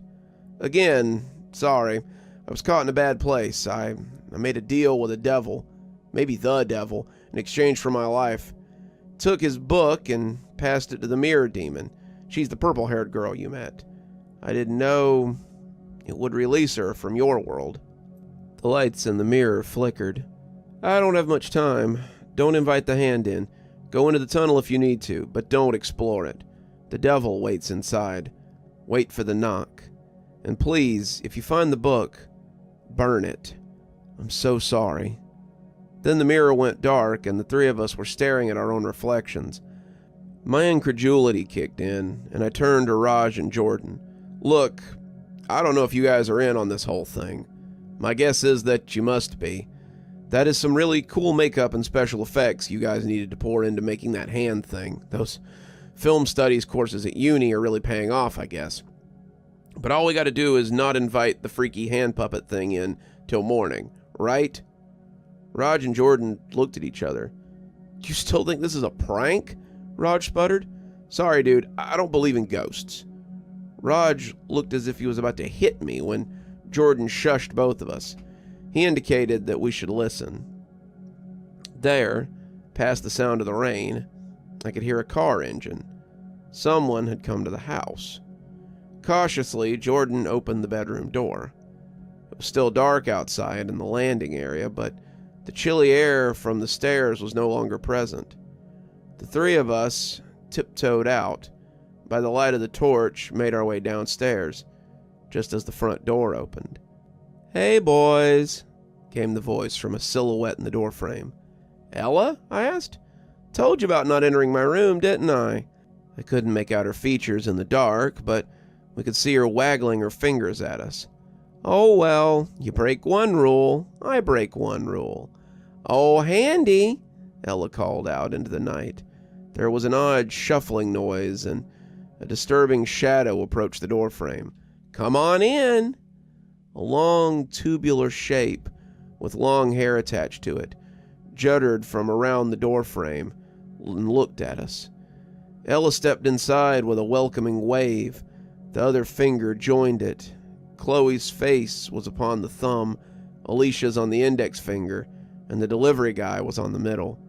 It was truly a surreal sight watching the giant gray hand reach in through the door, a vacant face of its first 3 fingers, smiling eagerly and hungrily. I had the wind knocked out of me as Raj pushed me into the kitchen. Raj, Jordan, and I turned into a jumble of limbs hurtling towards the kitchen sink. I got shoved into a small black hole in the undersink. Raj was in too, practically on top of me. We both wiggled further in, and I couldn't tell if Jordan was in because Raj was in the way. But there was this awful shriek and scuffle and a sudden whump with a heavy curtain closing, and everything went dark after that. Raj was screaming incoherently and kicking furiously against a wall. It dawned on me that there were only 2 of us in the tunnel, and Raj was kicking a wall where the entrance had been. He kept screaming Jordan's name over and over for a good few minutes. Further in, the tunnel increased in height, letting me half stand. I sat on the floor, feet pressed against the opposing wall, heedless of Raj's agony. I felt sick and exhausted. I think I fainted for a minute. When I came to, I was alone in the dark. I called out for Raj, but I got no response. On my hands and knees, I started feeling my way around. By feeling the wall, I made a guess as to which one the entrance had been. It was still solid. Then, I slowly felt my way down the passage. The tunnel ceiling was never high enough for me to stand up straight, so I found myself crawling most of the time. I kept thinking I would bump my head against something. It was pitch black, and it was all I could do not to piss myself. I didn't recall being afraid of the dark. I guessed my genetic primordial memories were kicking in as much as my rational mind was telling itself that there was a good explanation for everything that was happening tonight. What was this place? We had entered the walls of the house, right? Had we gone under the house? I hadn't noted any elevators or changes in elevation, but that was the only thing that could have made sense. Otherwise, I should be on the outside of the house. Somewhere along the corridor, I felt a strange lump of dusty fabric that I instinctively recoiled from. Then I saw a faint light and recognized the torch. It must be Raj. I shuffled down the tunnel faster and entered a hall. First thing that hit me was the smell of excrement. The torchlight was cast upon an empty wooden chair. It looked ornate with a high back. There was a nasty black stain on it, as if something had rotted there. The stain glistened like slime. There was a distinct footprint in the dust upon the ground that led to an opening on the opposite side of the room. Raj was kneeling before the empty chair, prostrate and naked. He had soiled himself and was mumbling incoherently. Slowly I approached and picked up the torch beside him. I didn't know why, but I didn't say a word. My brain had finally gone numb trying to understand things and was oddly quiet for once. I jabbed Raj under an armpit and somehow managed to drag him back into the tunnel. We passed by a disturbing lump of cloth. I must have touched it earlier. Struggling with his weight and trying to hold on to the torch, I incredibly made it back to where we had started. That's where I dropped him on the floor and sat myself back down, trying to catch my breath. The stink of excrement was unbearable, but I did not want to go any closer to the hall with the chair in it. I turned off the light to conserve the battery. I don't know how long we waited there in the dark. It could have been minutes, could have been hours, but suddenly I became aware of the opening in the wall again. I could just make out the kitchen. There was orange sunlight coming in through the windows as they lit up. I could hear birdsong coming from a distance, and the cherry wood furniture was warm and welcoming. "Morning," I heard Raj gasp.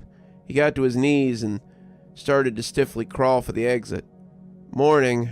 We're safe, I sputtered, starting to cry. That's when I heard 2 knocks on the wood. I was going to grab Raj by the heels, but I was too late.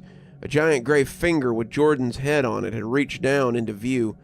Its mouth was open, impossibly wide, and it clamped down on Raj's neck with a sickening crunch. Screaming, Raj was dragged out of the tunnel and up out of view. There was a horrid sound of pulpy fruit being squashed. Then nothing. I stared at the tunnel's entrance for a long time, barely daring to breathe. When I made the slightest movement towards it, I heard 2 sharp taps and froze in place. A bizarre shadow blotted out the sunlight in the kitchen, and very slowly, 5 faces lowered into view, upside down. Raj's face was on the pinky, eyes rolling and tongue lolling out. The other faces looked at me with insane stares and wide smiles. Alicia spoke. Seems that we've covered all 5 fingers. Lucky you. Then they withdrew like snakes, and the hand must have slithered out. The morning returned to the kitchen eventually, and I could hear birdsong again. I didn't move till I heard a single knock from somewhere in the house. Gingerly I got out of the tunnel, and when I looked back, it was gone. The house appeared orderly and empty. I walked silently to the living room, where my overnight bag sat on the couch as if nothing had happened. I grabbed it and exited the front room. I was just about to reach my car when I heard slow clapping from behind me. Ella was standing in the open door of her garage, smiling sweetly. "Andy, you made it," she said, in a girlish voice. I backed up against my car, my skin covered in goosebumps.